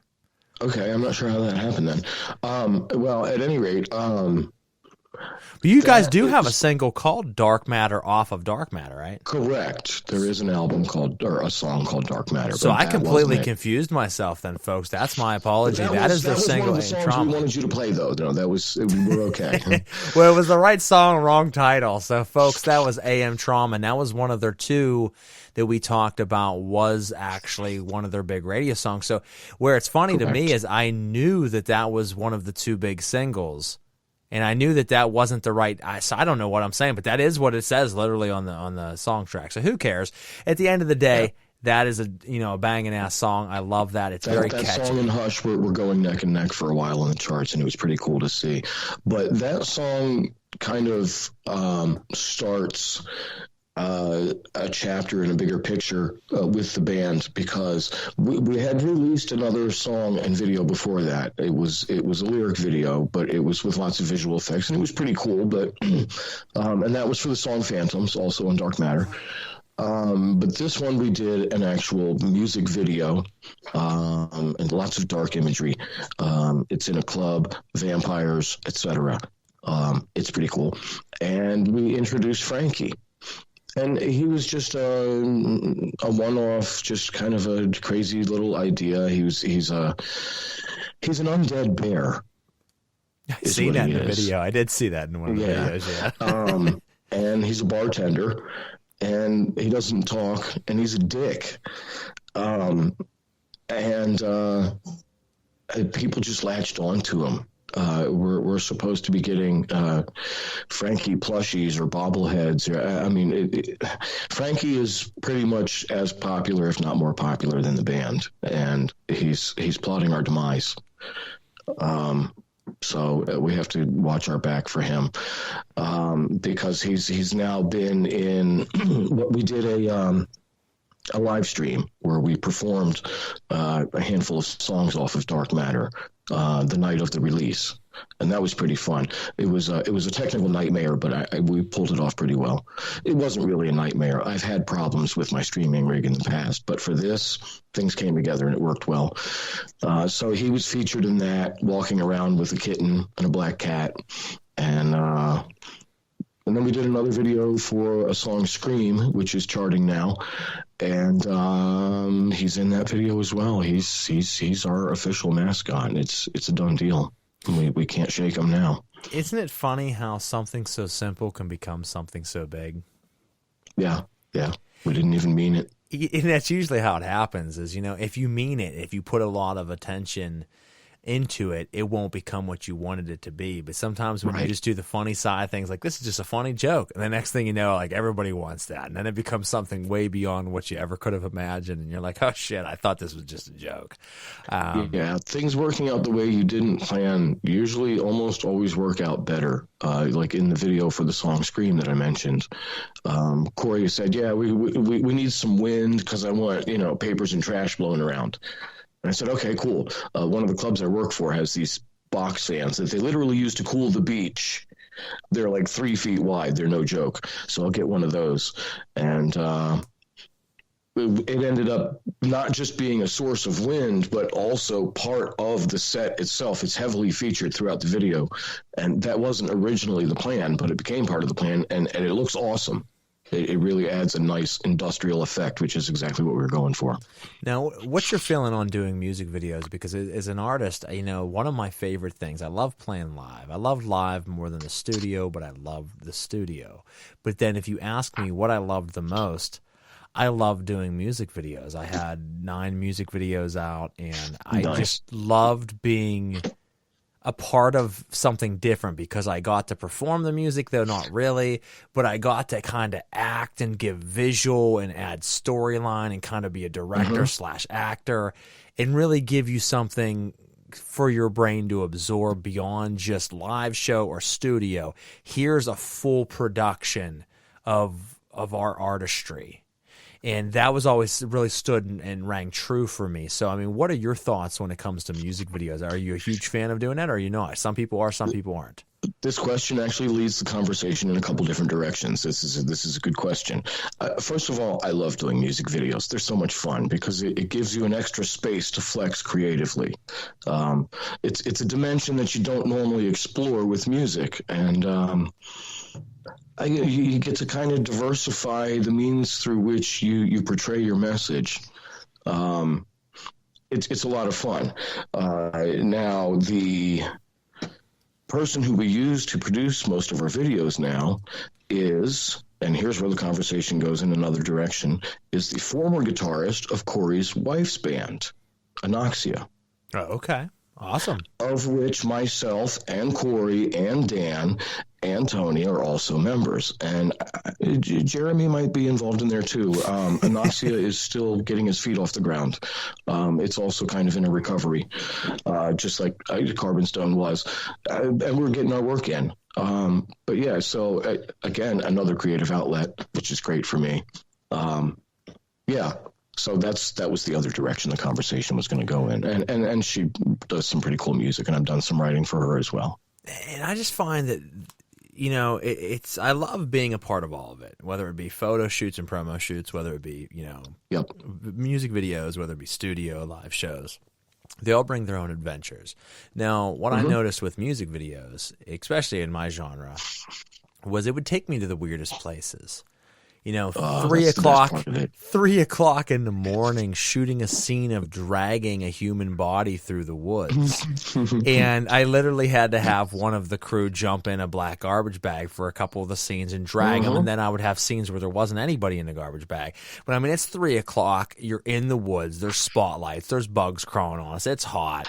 Then we're like, we need a torch, right? So we're like, we don't have a torch. So we took a stick and we wrapped an old shirt around it and we lit it on fire. Well, then the problem is I'm trying to wrap while holding and waving this torch. Well, the shirt's burning. Well, the problem with that is it gives off a very high chemical smell, and I'm breathing this in while wrapping.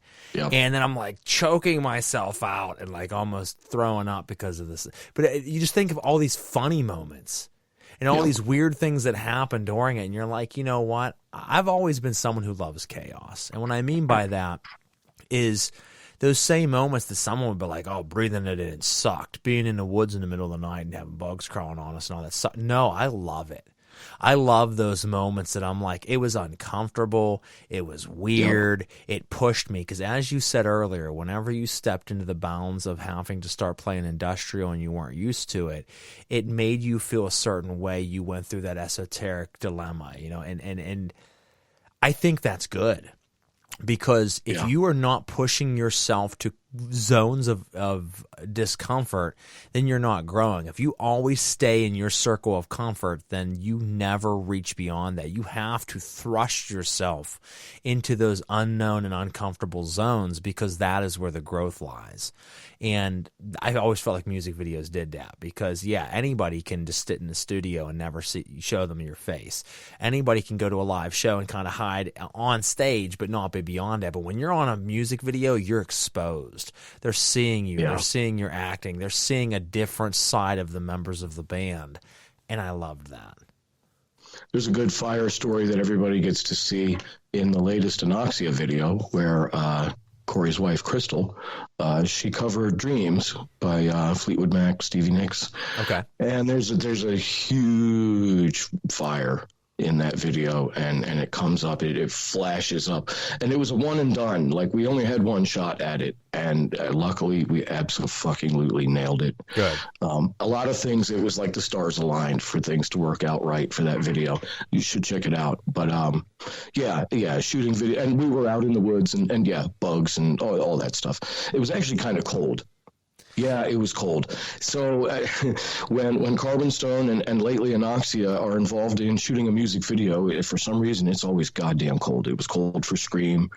It was not cold for AM Trauma because we were indoors, but we did a DIY video for a song called Cold Inside, which is a remake of Under My Skin from the album that I helped them produce before the album What You've Become. So 3 albums ago. At any rate, that was literally out in the snow at a state park. We freezed our tails off. Yeah, those are the worst, but also fun. I shot one called True Psycho, which had a long storyline prior to the actual music starting, and it was like a serial killer / having women locked up in my basement, and the video shows women chained up in the basement and things like that. But during it was like a full-blown snowstorm, and it was like 16 degrees outside with heavy, heavy winds, and I'm supposed to be in a suit out in front of the house, and the winds were ripping through there, and we had to do the scene like 18 times, and we literally could not feel our hands, couldn't feel our face, our feet. I mean, completely numb. And we had to do it over and over and over again. And, like I said, most people would say that sucks and I don't enjoy it, but I'm a weird, sick bastard. I'm like, oh, I loved it. I would do it again. Just because I love being a part of the art. And, right. It's just a part of it. So now a couple questions I ask everybody, but there's one other thing I want to bring up, and I'll bring it up afterwards. 2 questions I ask every guest that come on the show, and you certainly do not escape it, would be if you had all the time back, booking shows, promoting shows, studio time, practicing, live shows, everything, all of your time spent in your lifetime in music back right now, poof. And you had to put it into one other thing outside of music, what would it be? Oh, man.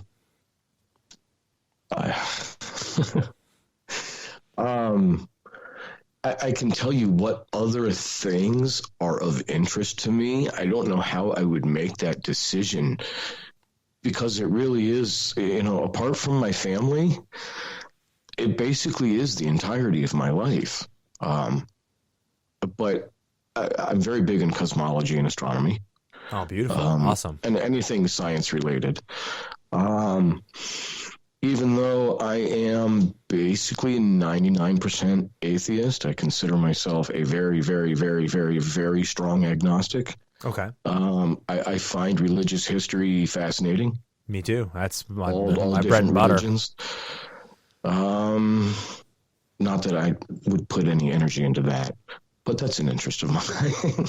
Oh, there's nothing wrong with putting energy into that. That's pretty much so with your music. Anytime I'm not doing anything with the family or my radio shows or anything, all I am doing is studying cosmology, cosmogony, theology, theosophy, theogony, philosophy, psychology. It's just, that's all I do. And I'm very interested in ancient religions. I'm very interested in the formation of the world and the formation of the theory of gods. So I'm right there with you. I love that. I think you can't get enough of that. And it constantly changes my perception of reality, what reality is, how reality formed, get into quantum physics and science. I actually go out and speak at different presentations and do seminars at events, at paranormal conventions and things like that, talking specifically on the breakdown of quantum physics and string theory and everything, and how it all ties into how we experience reality. So very much with you on that. Yeah, the theory of everything. Theory of everything. Yeah, there is only principally one law of physics, or one force that everything acts upon, is the idea that they're trying to work out. And I have an interesting take on some of this, particularly with string theory. I understand what they're trying to do. I like where they're trying to go with it, but I don't think that they've got it quite right. It's like you've got this group of people over here that say, hey, there's 5 dimensions, and this group of people over here saying, no, there's these other 6 dimensions, and this one guy comes over and says, no, you're both right, there's 11, huh?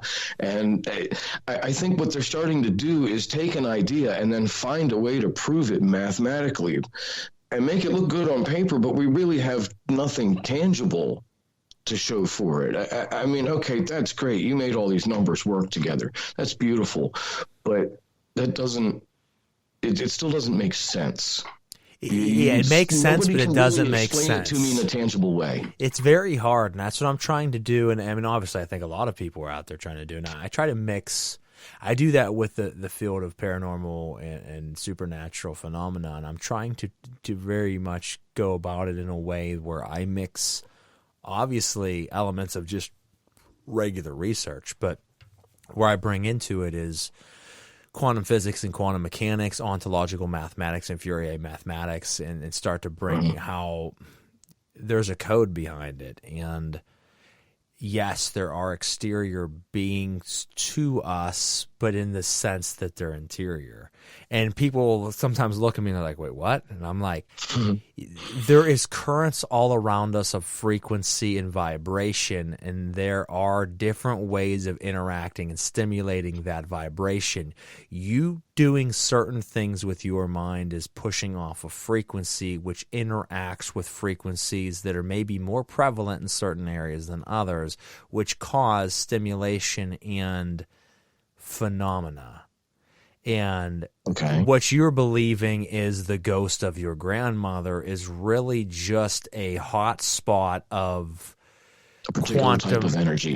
Yeah. And your mind is in a certain trance-like or vibrational state that stimulates that and causes a metaphysical reaction that you want to believe is that, so you believe it is that. And I start to get into that, and I mean, it's not, let me tell you right now, Neely, it's not a fan favorite of these conventions. People have me because it's very different, but you have these people that are like on paranormal shows that are like known paranormal investigators that are famous stuff looking at me, and I'm here saying that like what you believe is ghosts is not ghosts. And I'm not saying ghosts don't exist, but what I'm saying is that you yourself as investigators are a huge part of the interaction that you're experiencing. You are causing a chain reaction that then is reacting with you.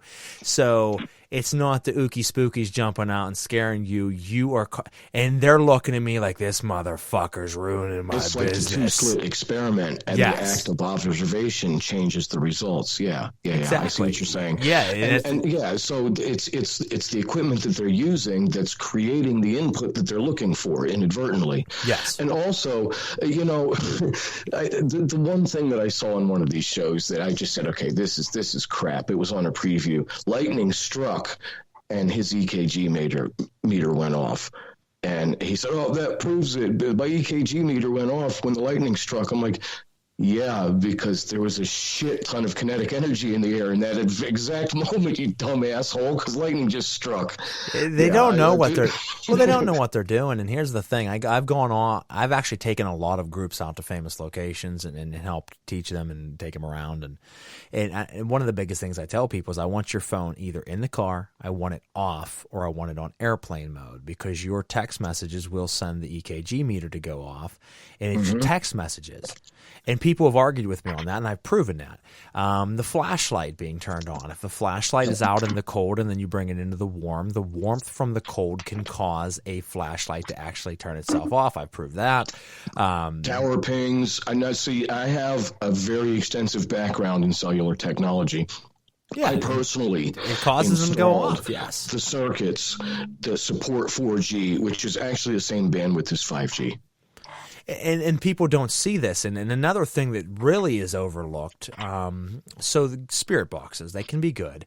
But the thing is, if you have a group of 4 people sitting in a room and they're asking questions, and you're like, what is your name? Someone's like, it just said Tyler.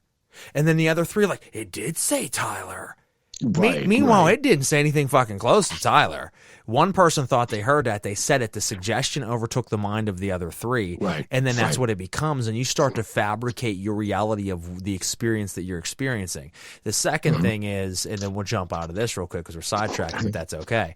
The second thing is I've seen every ghost show ever pretty much. And I don't watch many of them, but the ones I have watched is like, when you do a spirit box in reverse, it proves that spirits are real. Because if they talk regular forward, when the spirit box is going in reverse, that proves that they're manipulating sound and they're making... I'm like, no, a ghost box goes from station 1 to 100 and it's playing forward. If you put it in reverse mode, it goes from station 100 to 1, but it's still playing the sound forward. It's like going from 105.9 to 105.8 to 105.7. The sound is still coming through forward. It's not playing in reverse like a record player that you're spinning backwards. So whenever you hear someone say hello going backwards compared to going forward, it's the same exact thing, but that's not what they present on these shows. They say when you do the ghost box backwards, it's actually playing sound backwards. It's not. No, it's not, because how can a live radio station play backwards to you? You would have to record it and then play it in reverse.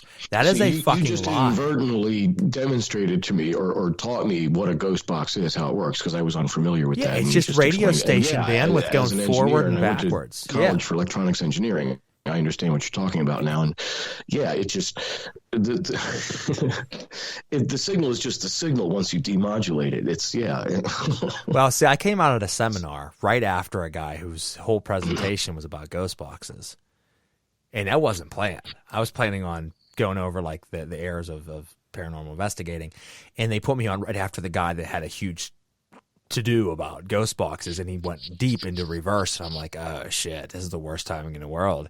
So I came out after the guy, and I'm ruthless, and I was like, so everything the guy that just talked about before me is wrong. I'm like, and he's absolutely bullshitting you. And he's standing in the back of the room watching my speech, and he's looking at me like, what? And I'm like, yeah, that's wrong. That's not accurate. I don't know if it's because he's just ignorant and not knowing, or he's ignorant and lying to you guys. And here's the reason why. And I completely dispelled that. And I'm like, that's not true. And TV shows say that. Everybody all their little friends that go out and do ghost hunting together, which I hate that fucking term. I'm like, that's all a lie too. And I start to break these myths. And so we won't go much further into that. But as you said, the cosmogony, and just quantum physics and how it all works with ontological mathematics and everything, it's very interesting. And there's a science behind it. And hopefully someday, if I'm able to, I might make some major groundbreaking evidence, towards that. I've been doing it for about 15 years, so I'm still working on that aspect. Here's where I'm going to reiterate that this is a very different interview than one that Corey would be attending. He'd be like, what are you guys talking about? Yeah, he would have driven us away from this a long time ago. That's all right. Hey, we're having fun with it, and that's what Uncovering the Underground is. We talk about all kinds of stuff. Yeah. So my second question, and then we're going to jump into, obviously your guys' track Scream, and I want to talk about that, and we'll drop that. Cool. The last question I ask everybody on every show that I do here for UTU, it's kind of a morbid one. It says that, it goes as follows. If you had option A or B to pick from, which would you pick? Option A is it's the end of your life, and you get to spend the last moments of your life with your loved ones, your friends, your family. You can hold them, you can kiss them, you can have them close to you. You are not allowed to write down absolutely anything to them. You are not allowed to communicate or say absolutely anything to them or they to you. It is silence but embrace. Or B, you are separated from a barrier and can see them visibly, can speak back and forth audibly and say everything that you ever wanted to say to one another, but you cannot touch them in those last moments of life. What do you pick? Gosh,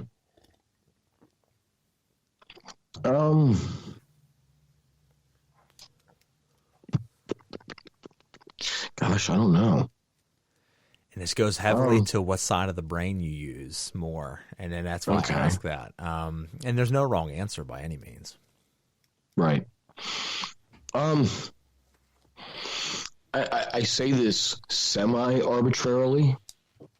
There is a reason behind it. I don't know if I'm going to share at this moment, but I'm going to go with A.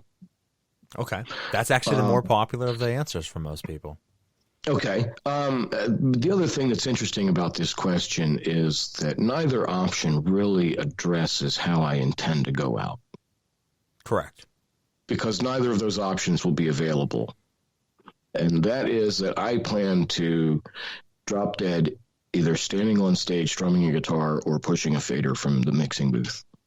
Awesome. I love your passion for your work. Just fall out all at once doing one or the other. I don't plan to ever retire, by the way. Also, I'm going to play music or produce music until I can't.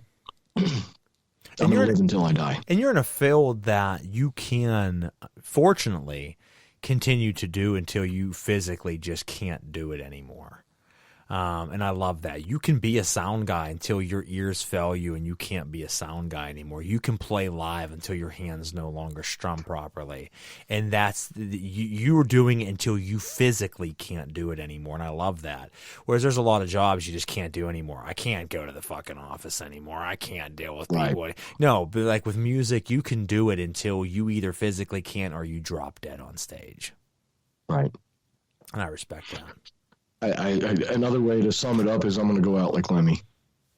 There you go. There's nothing wrong with that. You know? Not the same way, but not for the same reason. I don't drink that much, but yeah. Yeah, Lemmy was he was a very rare individual, but you know what? Certainly a legend in his time. Yeah, I think it's still a valid point of reference for my wishes. I had a guy a few weeks back, and then we'll jump into the last question here.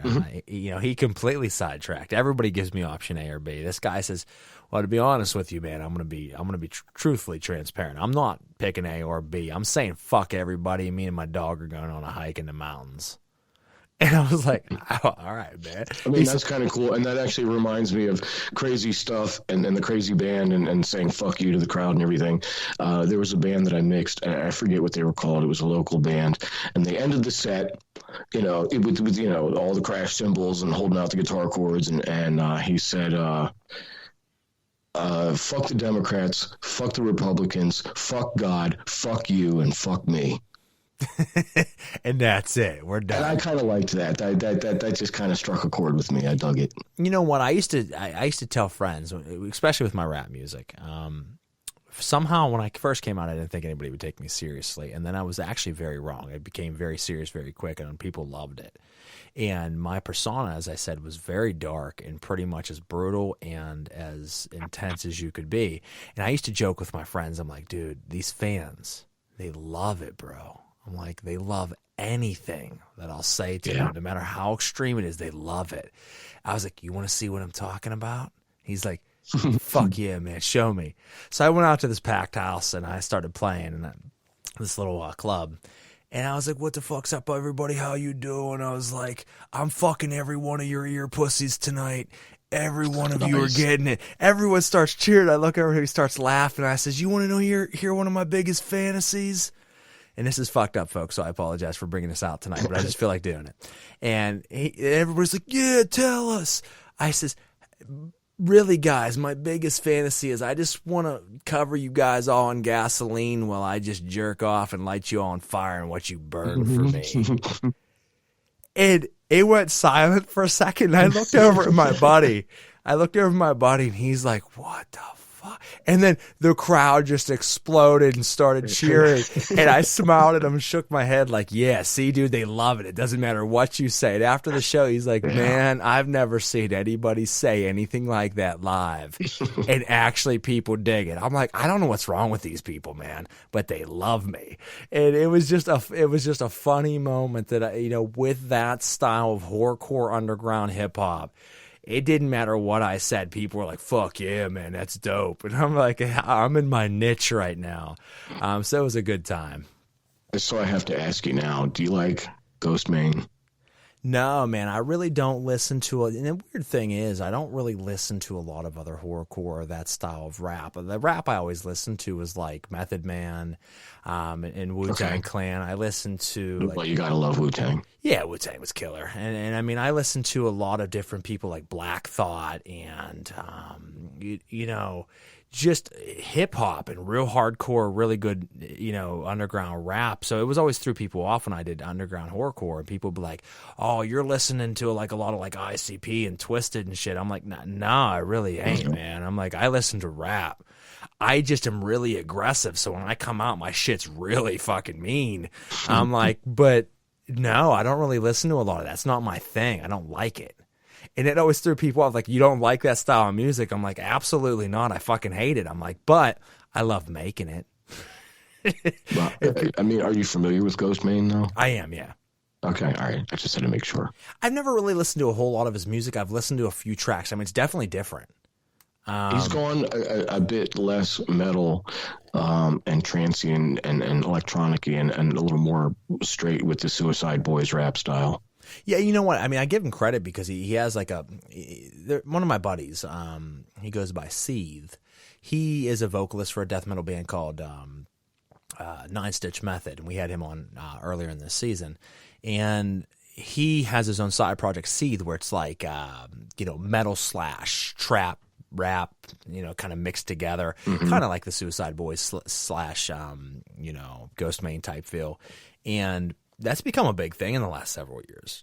People love that. And it's like a Marilyn Manson mixed with like hip hop beats and right. And death metal. And whatever the hell else you want. It's they are I would say the least afraid to flex the multi-genre muscle and combine different things with this already unique style that they have. Yes, and when he mixes a lot of occult elements in it, which is cool. I mean, talking about Crawley, and he talks about John D and Angelic, Enochian magic in one of his videos. I've seen him talking about. So I mean, he has some occult basis. Now I don't know if that's just a quick Google search and he pulls up some cool shit and puts it in a video because people like that, or he's actually a practitioner. But as a practitioner myself, I get all the references of the little bit that I have listened to. I'm like, oh, he's definitely throwing some occult references out there. Right. So. Definitely, appreciate it for what it is. I mean, it's not really my bag, but I appreciate it.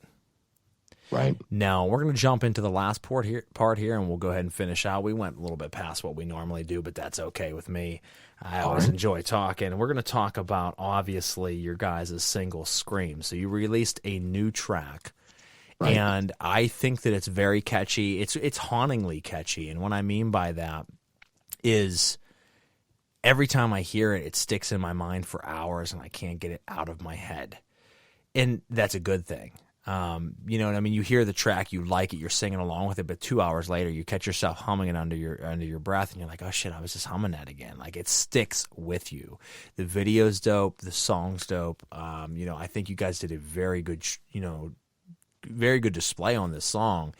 And I think it's going to continue to climb and do very well for you, just like the other two tracks that we played this evening.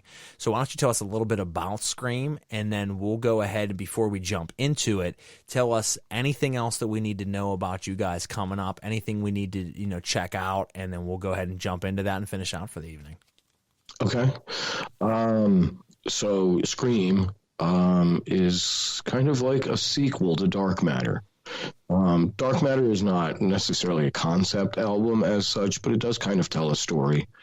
And it starts with laceration, AM trauma, and then we eventually get to heal, and there's a lot of processes in between. And it's all kind of laid out in the song titles mostly.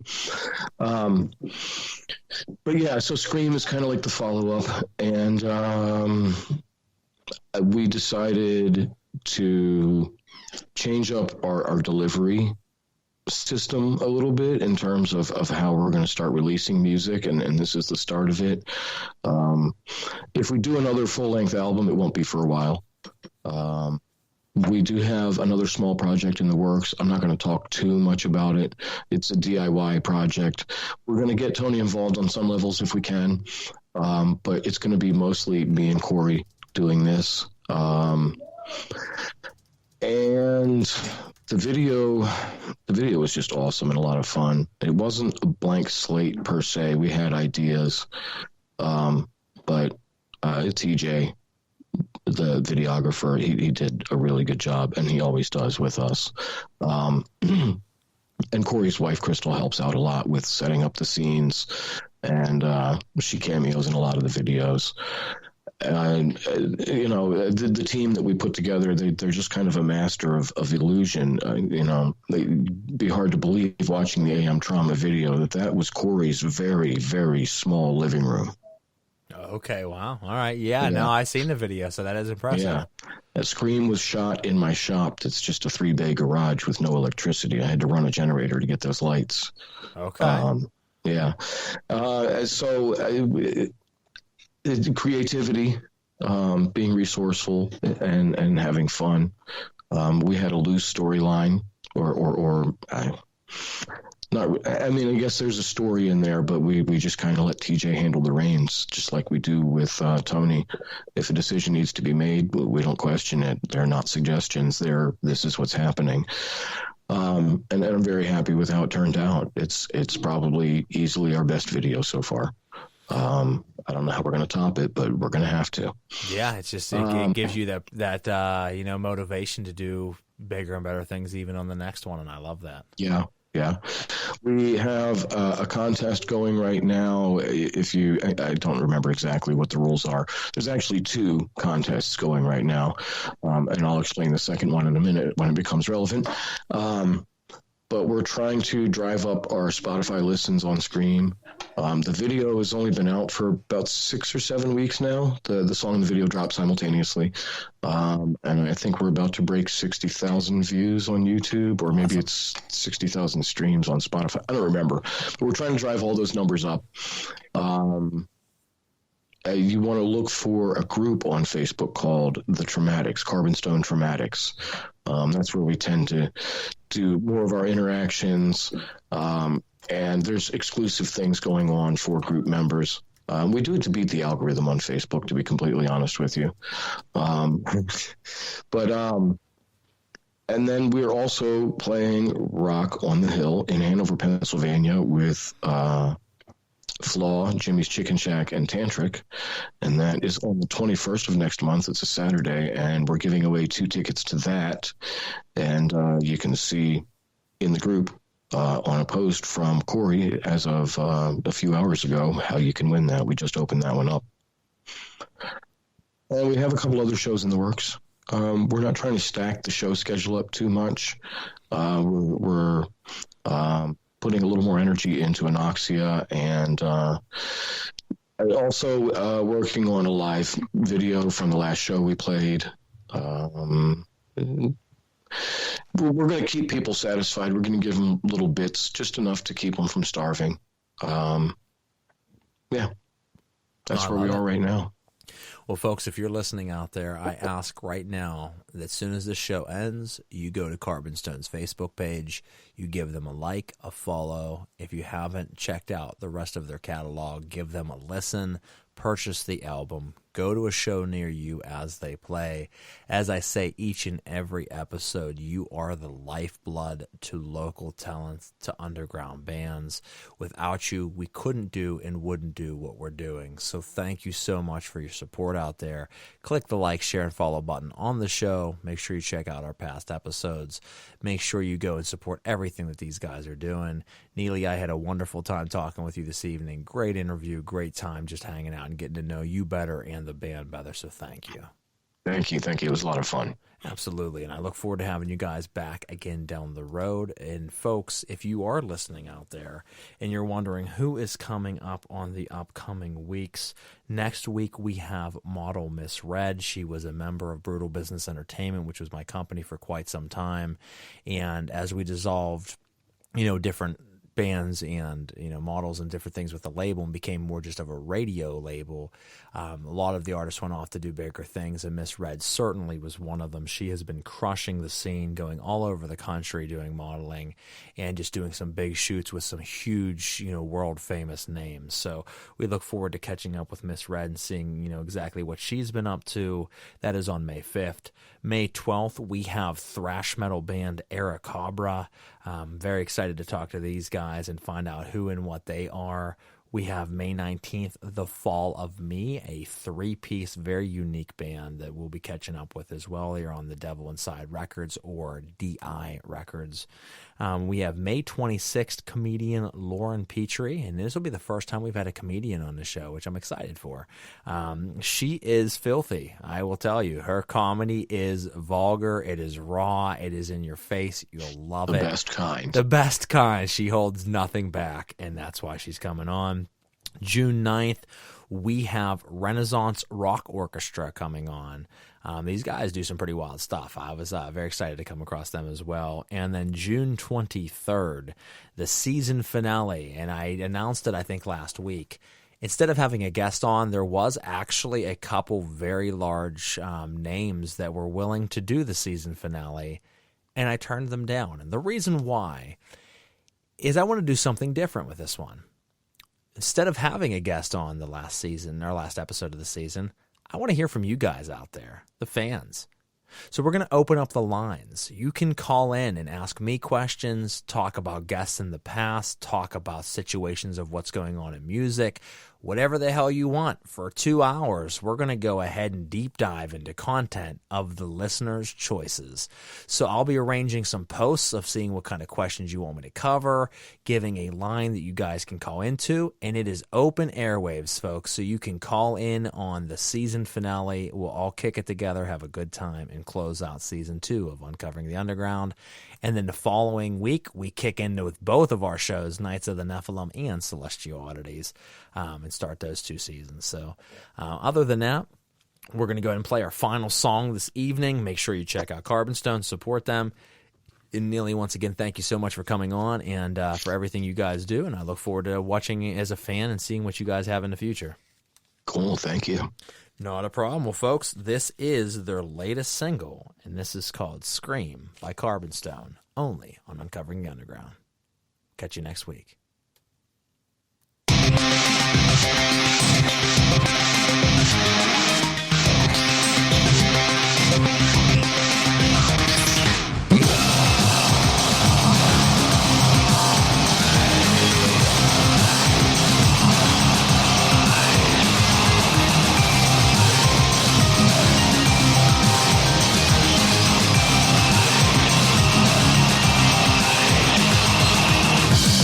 Stare becomes denial. I know you're telling lies. Can't hide behind that smile. Fuck you and your disguise.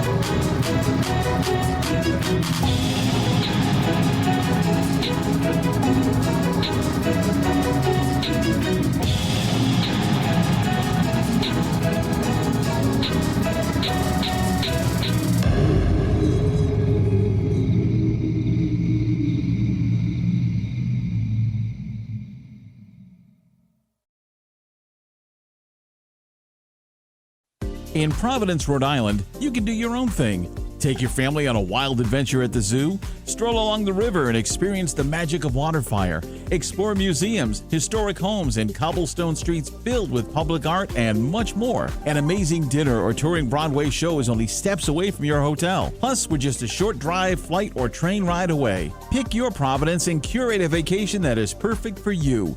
Visit goprovidence.com to start planning now. Wes Banco asked kids what they wanted to be when they grow up. When I grow up, I want to be an engineer. Dancer, singer, and artist.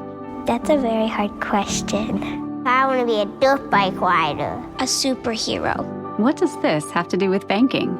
To us, everything. Kids are the future of our communities, which is why we help teach kids to save, so they're better prepared to chase their dreams. Visit westbanco.com. Westbanco Bank Inc. is a member FDIC. Is a member FDIC. Is a member FDIC. Is a member FDIC. Is a member FDIC. Is a member FDIC. Is a member FDIC. Is a member FDIC. Is a member FDIC. Is a member FDIC. Is a member FDIC. Is a member FDIC. Is a member FDIC. Is a